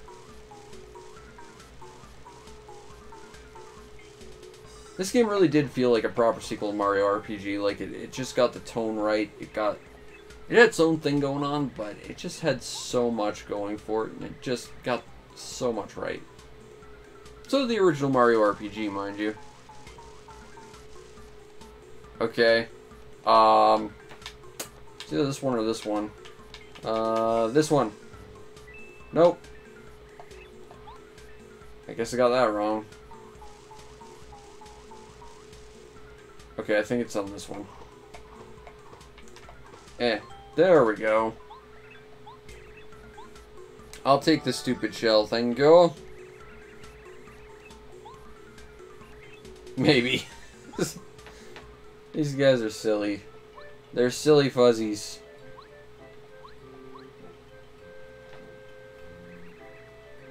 I realize I have to take a stand myself. Oh, you already took care of it. Well, good. Good, good, good. You really did take a stand there, Cooper. And thus, Mario befriended a Koopa and a Goomba. Seriously, I do believe this was the first Mario game where Mario became friends with what were ostensibly the villains.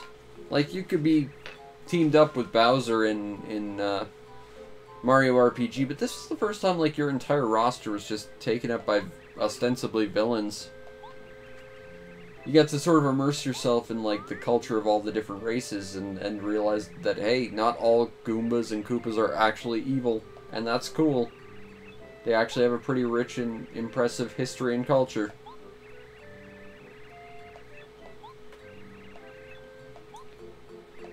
Alright. You know what? No. I don't want to take you. No, I don't think you have any skills. You're just going to repeat yourself. Fine. And this is our next party member. Good old Cooper.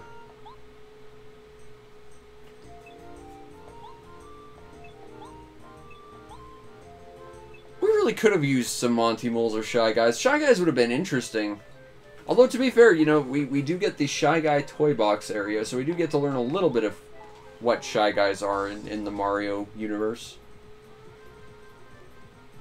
You know, personally, I've always had an interest in, like, the connection between Shy Guys and Sniffits, because they seem very functionally similar in terms of the design, so I figure, like, there's got to be some kind of connection, like a past ancestry or something. And that's why we had that prepared, because I didn't want to deal with that fight. But that's the thing. This game's set up that, you know, every species in Mario, even just the villains, they could be good people. They might have rich history, and you can explore it. And they have actual individual personalities. They're not all ostensibly the same creature. And then, you know, every Mario game after, you know, Thousand Year Door decided to kind of shit all over that. Really? Sniffits show up under Shy Guys. Interesting. I think the only time I've ever been to the Mario Wiki was to look up why there was a Jason Voorhees character in Mario. Because that was something I remember from like when I was a kid and I never understood. Okay, let's try again. Bop, bop, bop. Nope, that's not the secret code. I don't remember what it is. Oh man, this game is so good. This would be a game I'd love to like stream all my way through. This would be like I've actually got 2 or 3 N64 games I'm kind of kicking around the idea when I get an opening in my schedule. This one would be one I'd like to add to that because I really do like Paper Mario a whole lot. But yeah, this is what you can do now. You can't fly, you can't swim yet, but you can kick a Koopa, who will boomerang back to you. And that's good enough, I guess. Power Shell. Boom. And that's the power of the shell. Nice.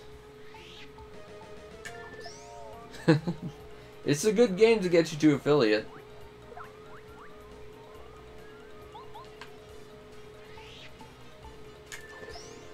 I don't know. I think I might do a playthrough of this sometime in the near future. But I've got probably about a dozen different games I wouldn't mind streaming through when I get a chance. So I usually just leave it up to my Discord to figure out for me because I can't make a decision to save my life. Also, that makes a xylophone sound. Ow.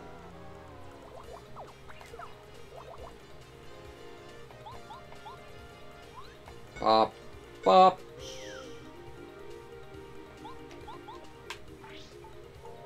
And the trick is you have to knock him down because Cooper can't hit either of these guys because he's ground-based.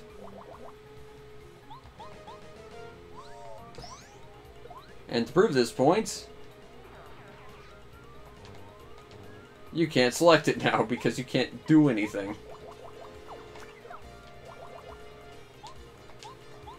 Oh, Cooper. I still think you're better than Coops, but, you know.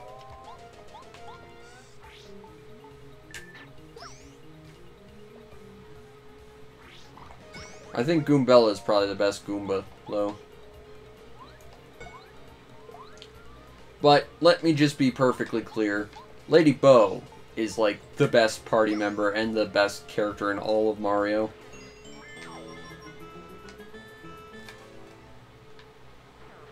She's a freaking Ojo ghost and it's great. There we go. I knew there was a secret extra freaking hidden block somewhere. Gonna get rid of the Goom Nut because that's not really gonna help us anyway. And there's a star piece, which you can trade for badges. And even though we got the first attack, it did nothing. Because of shell power. Yeah, Bo is absolutely awesome. She's by far my favorite Mario character. I love Bo. I'm sad she's not in more stuff. She was literally in this and the game's sequel as a cameo. And to be fair, no disrespect to Vivi, but you know, I think Bo was a better version of her than, you know, Vivi was. Or Vivian, or whatever. Because, I mean, both characters were ostensibly defensive characters that made you invisible, but first of all, Bo was a Boo, and second of all, she was an Ojo Boo, and that's amazing to me. And she had a big angry fan that she slapped people with, and she was great. Bop.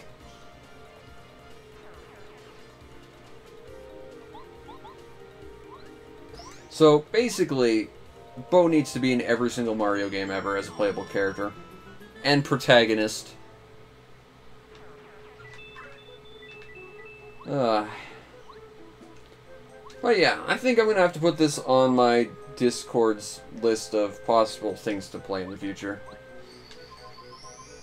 Because I really want to play more of this. But that said, I mean, I still have 2 or 3 other N64 games I'd really like to play as well, so who knows. Plus, there's so many other things. I don't know. I guess I'm open to options. Or, you know, if someone wants to commission something, I'd be cool with that, too.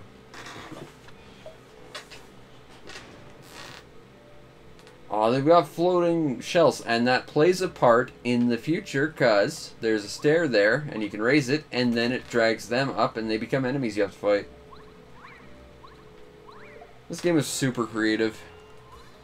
She was out of sight. Oh, look, there's a ba-bomb. I wonder what that means. Does it mean something like this?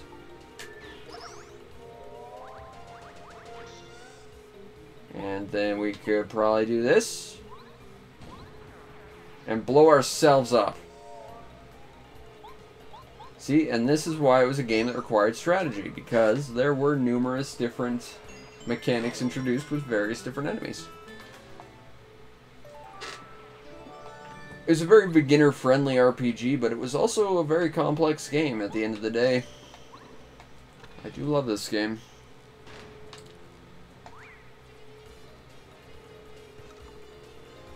Alright, well, let's do this. Power shell, power through. Actually, what you do is you activate them, then you power shell, because the power shell goes through without taking damage. And I cannot get the timing on that right.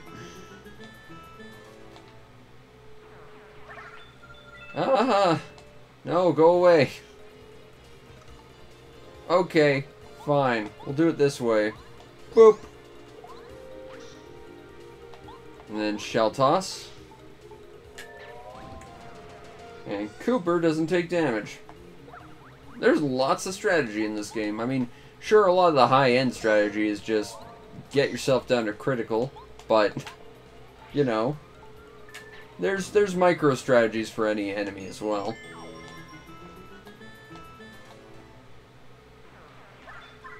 I really should play more of this when I get a chance.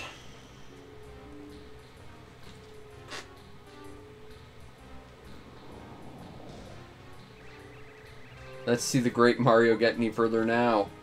Hi! Boss fight time now?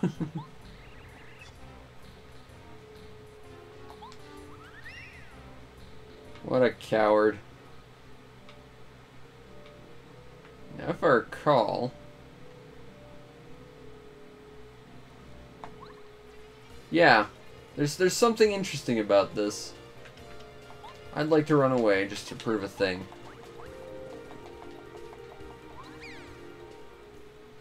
There's a little area right in the back there that you can jump through.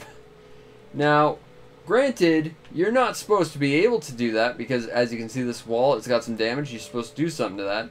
But you can't just slide through the wall there. Then you get Power Bounce. And Power Bounce is like the most powerful badge out of like all of them. Because basically it's jump on your enemies pretty much as you want. I think there's like a cap of like 50 damage worth. But it's basically just do unlimited damage. And it makes it awesome. Alas, we can't go there. We can't slide past here. Maybe we should kill this guy. Maybe he'll drop a key. Woo! Alright. Okie doke. How do we want this to go? I'm thinking. Let's try the Fright Jar. Because I can never get this thing to actually work properly. Wow, that actually worked really well. Also, Bo can just do that whenever. That's because Bo's awesome like that. Bop.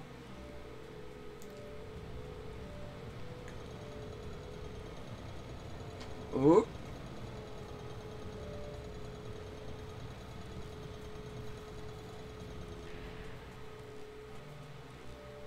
Alright. Down, down, down, down, down, down. And we can go over here. And then this game does something weird. I don't know how this game did that on a technical level, but I'm thoroughly impressed that it did. That's one thing I've never understood how this game actually did that. Let's try Power Bounce. So, boop, boop, boop, boop, boop. Now the problem is, this won't ever do damage to him because he's in his shell and not flipped over. So he's always got that damage reduction. But it's a great way to show off how powerful that could be had I actually used that sensibly. And that was really the goal there.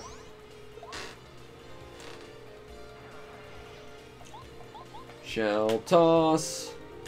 Tossing shells. Block.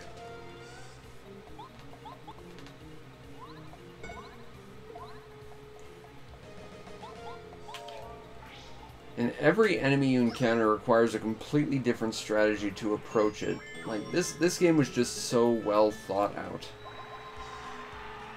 Let's grab more badge points, so we can grab more power-ups later. Yeah, the first time I played this game, I think I focused entirely on HP my entire playthrough. Let's try this again. Boop, boop, boop, boop, boop, boop, boop, boop, boop, boop, boop. I think these guys have 3 health, so, you know, that wasn't too bad. But I had a lot of trouble with this game the first time I played it. Like, I got stuck on probably the penultimate level. At least before the final level, so like 3rd to last, I guess. Because the final boss would split into a bunch of people, and then like it would recover the damage it took after it did that. And that really bugged me. I got stuck on that boss forever. But it didn't help that I pretty much focused solely on health instead of like flower points or badge points. In fact, I would argue health is the least useful ability out of all 3 that you could decide to go for. I mean, the fact that you have control over what stats you boost per level up is pretty cool on its own, but you know, don't focus on HP, because it's a bad idea. In fact, it's actually counterintuitive, just because of how powerful going into danger and critical states is in this game. There we go, 4 more star points. Again, I don't know how they did that. I don't know how they made like the doors stretch when they like actually like went up there, but that's something that's always interested me on a technical level. Oh, here's a fun little secret.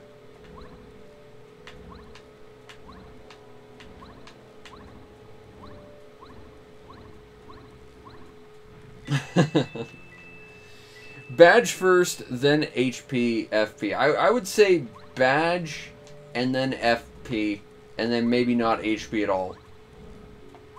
Because you really don't need it.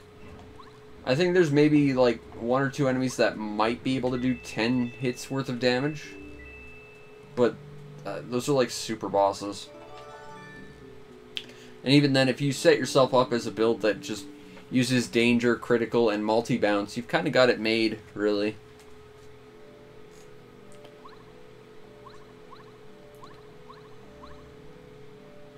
I mean, the developers of Bug Fables realized this so much that they pretty much built your entire team build around that if you wanted to play the game well.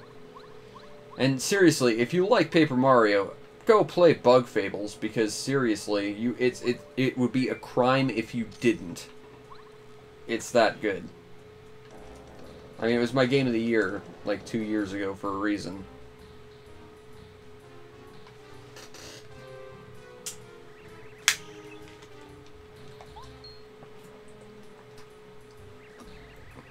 It was the game that got me through 2020, I'll tell you that much.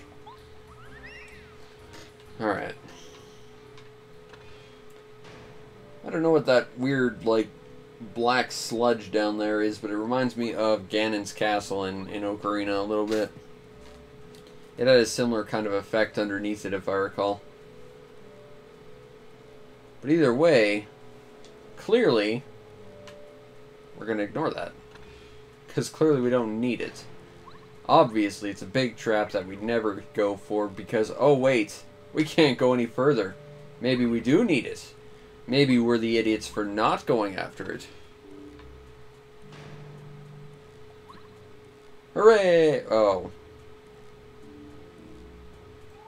Alas.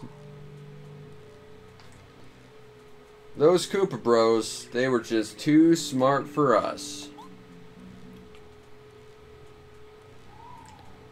Oh, and there's Babette. I like Babette. She's cute. She's got a little heart-shaped key and a ponytail, and she's just a pink ba-bomb. And she's gonna be our next party member. Good old Bumette. Also, she's got a hot head.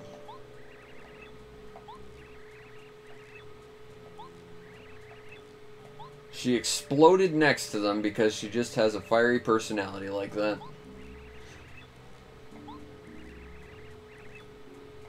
She wants to stage a bumhole rebellion. Alright, let's go. And she speaks with hearts, so you know she means business.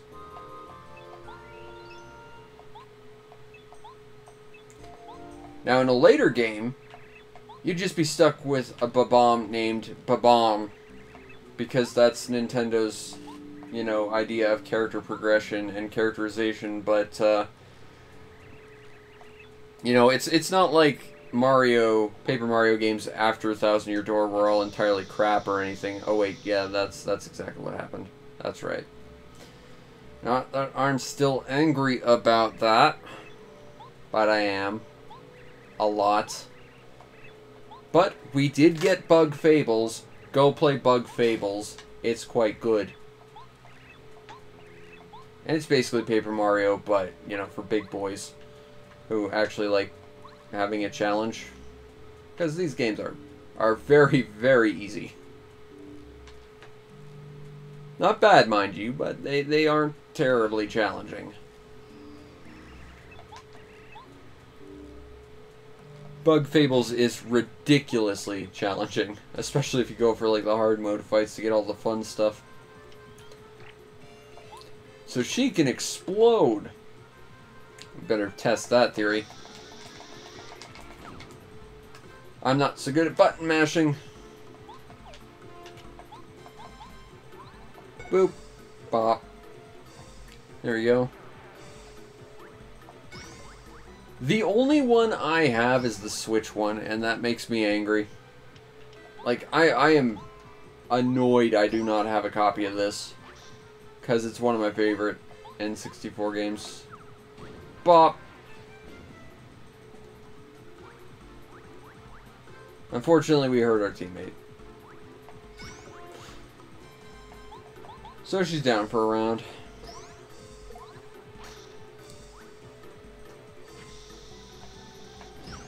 I really want to get a copy of this and good old Thousand Year Door and maybe Super Paper Mario, but like I'm not super committed to doing that because I don't like Super Paper Mario at all. But it has been forever since I've played it, so you know, maybe. Okay, Bumette, let's go. This is not where we need to go. Hop and a hop and a hop hop hop.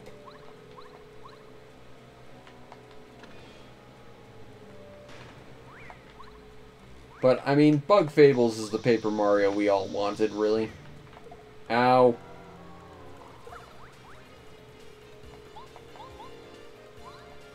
Man, I gotta play some more Bug Fables. Is the short version of this story, I guess.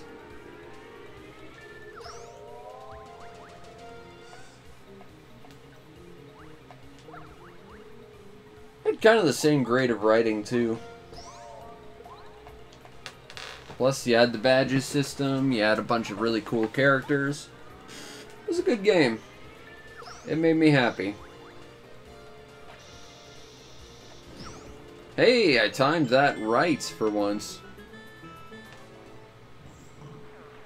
And I'll take that heart, thank you.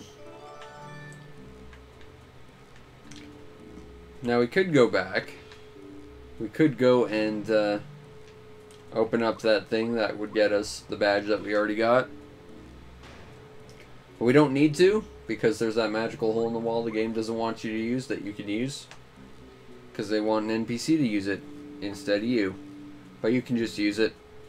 And I did. I don't know, though. I think out of all the official Paper Marios, this is still the best one. Like, I like Thousand Year Door for a lot of reasons, but I just think back to that terrible level with having to control a little crowd of fuzzies to fight bees or whatever, and I just get annoyed. Then I don't think the followers were all that great in that game. Like, you know, you got your own customizable sort of Yoshi. That was cool. And you did get Goombella, who was clearly the best Goomba. That's about it, though. Oh, and Vivian. I do like Vivian. She's cool, but... You know. I just don't think most of Thousand Year Door was quite as good as original. Bop. And now we can go down. Down, down, down to the bottom of the stairs.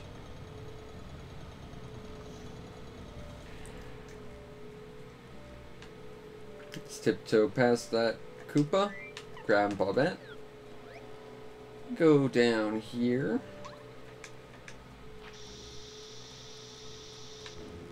And she explodes into confetti. How do you not love that?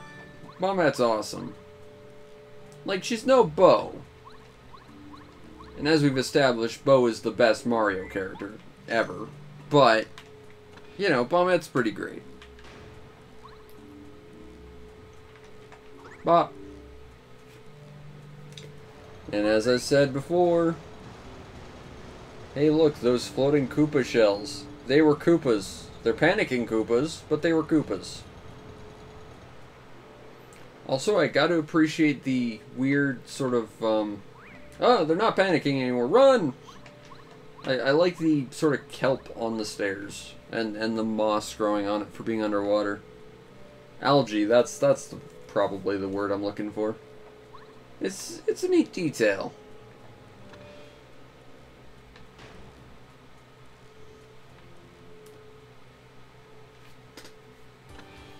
Uh-oh. It looks like they're planning something. That's a nice pose right there. I like that. Nice view of the shell. But now they're gonna do something silly. Like shoot bullet bills at us from Bill Blasters. Run! Also, we can blow up rocks. Get some maple syrups. And throw a mushroom away, because we don't really need them.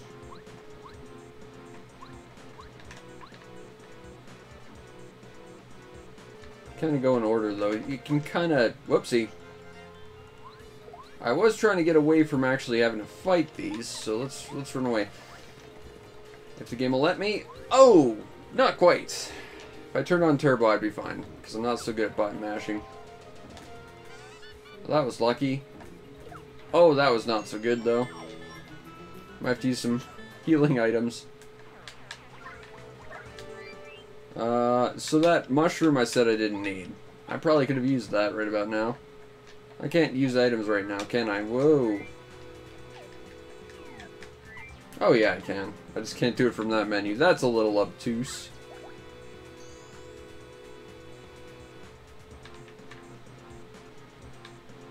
Oh, okay. Yep, that's fine. That's fine. Gonna grab this heal.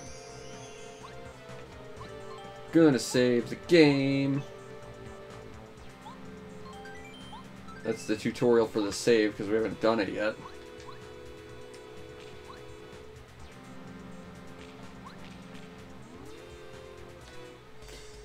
I don't think you can skip this fight, unfortunately. You just kind of have to deal with it. Alright, Babette, let's see what you've got. I forgot button mashing, I'm not so good at.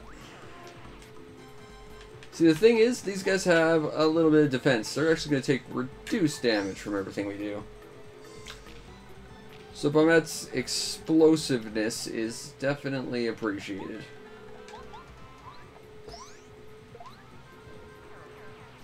Alright, body slam. Whoops. Ow. Not cool. Well, let's see if we can power balance our way to problem solving. Nope, because they're taking 0 damage. But we can drop the bomb. And then it explodes.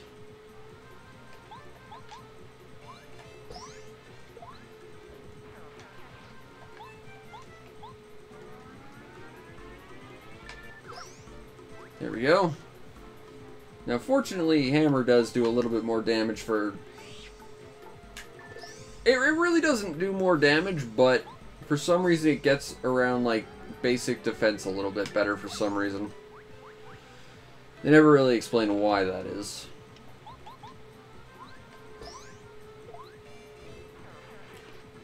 But we can body slam the Bill Blaster, so let's do that thing. Bop!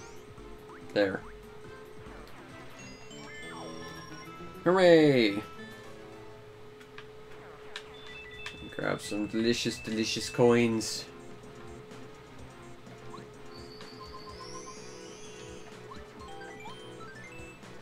Save the complete. We'll go fight a boss, because why not?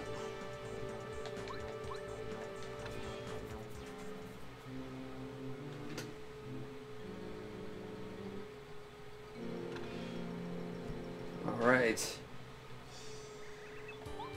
Let's fight the Koopa Bros.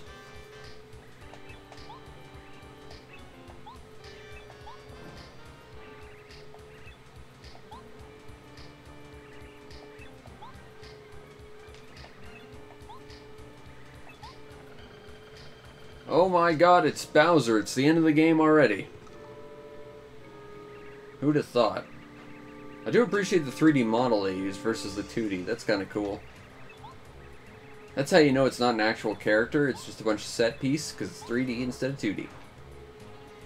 Alright, so let's try power bouncing on this guy. One. No damage. Well done, me. 1 damage.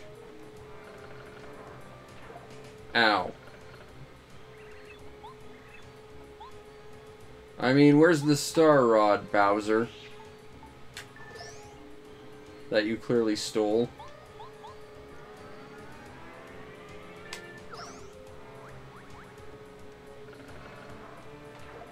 Ow.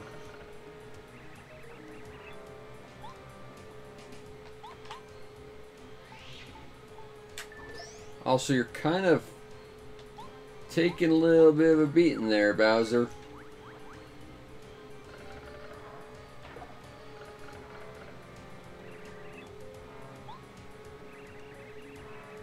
I wonder where those Koopa Bros went, because there's no door behind them either. Like, they clearly must have changed in front of Mario to do this stunt. But like we said, you know, Bowser really is ultimately a wizard. So he probably is actually 4 different Koopas all combined at once under a big trench coat.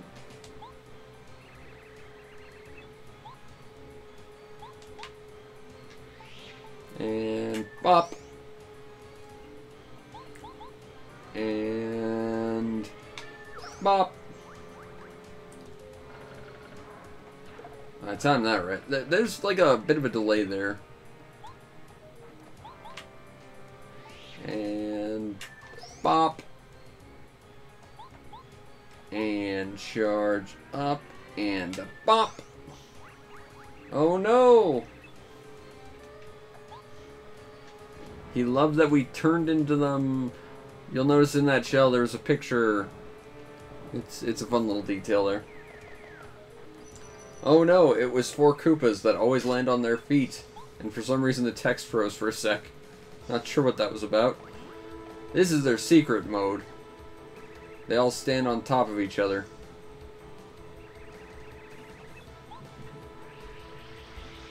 Uh-oh.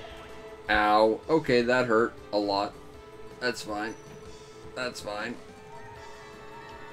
To be fair, to be perfectly fair, I can do this. I think it's the first time in my life I've ever had to heal during this fight, but wow. Alright.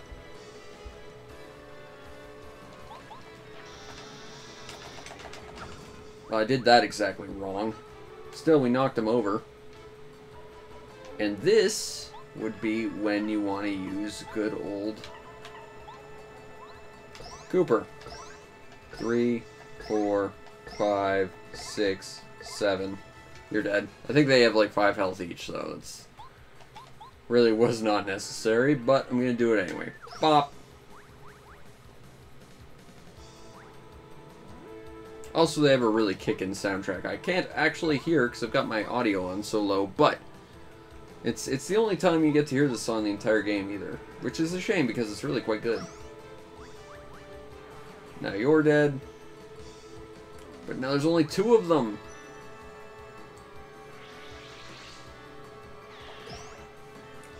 And their damage actually gets significantly less the fewer enemies there are there for some reason.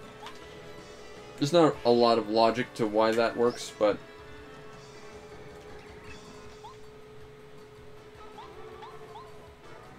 And then... Bop! Oh, you foolish little turtles.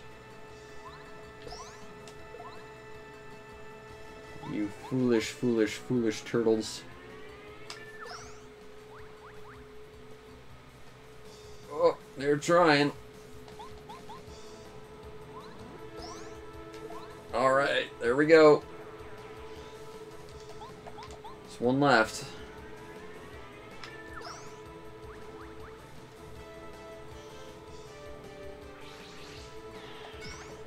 No damage. Your super move is nothing, Koopa Bro Red. But my super move is a Thunderbolt. Let's see what that does to you. Bop. Oh yeah, it kills you.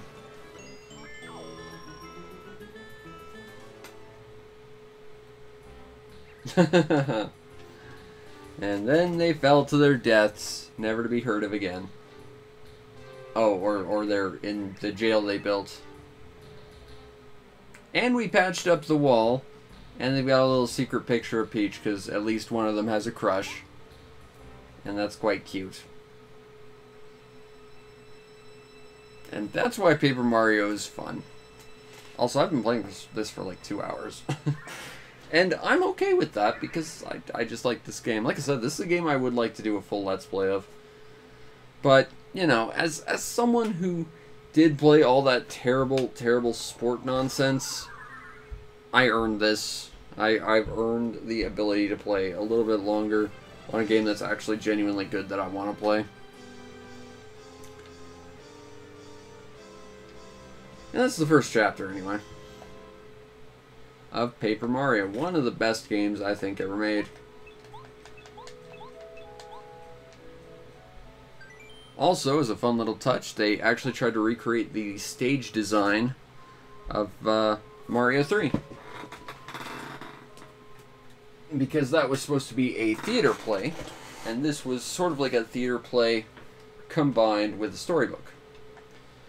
But, based on the past, I think, 5 or so games, would I recommend this? Well, Nuclear Strike is, no.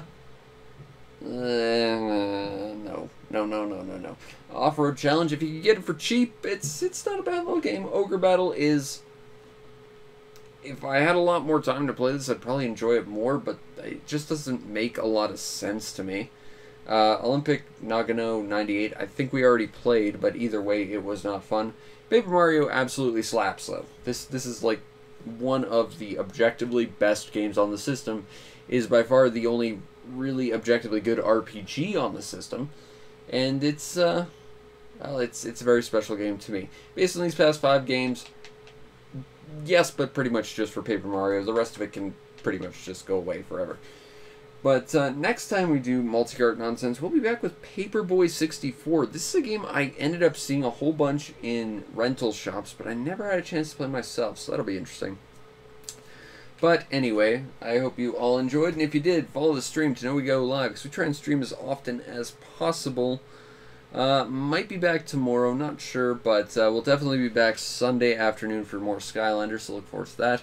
You also want to check out and subscribe to my YouTube channel, see everything else I do, which is a lot of stuff. Just put up a big review of MechAssault on the Xbox. I had to kind of shove a paperclip into my Xbox to pry open the disc tray because it's a little bit non-functional, but you know, it was fun to play some original Xbox games again, and maybe I'll do more in the future, we'll see. And if you really want to make my day, check out the show's PayPal or Patreon. Support the show any way you can so that I can continue to do what I do to the best of my ability, which in this case is try and recuperate from all those terrible, terrible, terrible, terrible, terrible, god-awful sports games by playing one of the best games on the system. That was kind of nice.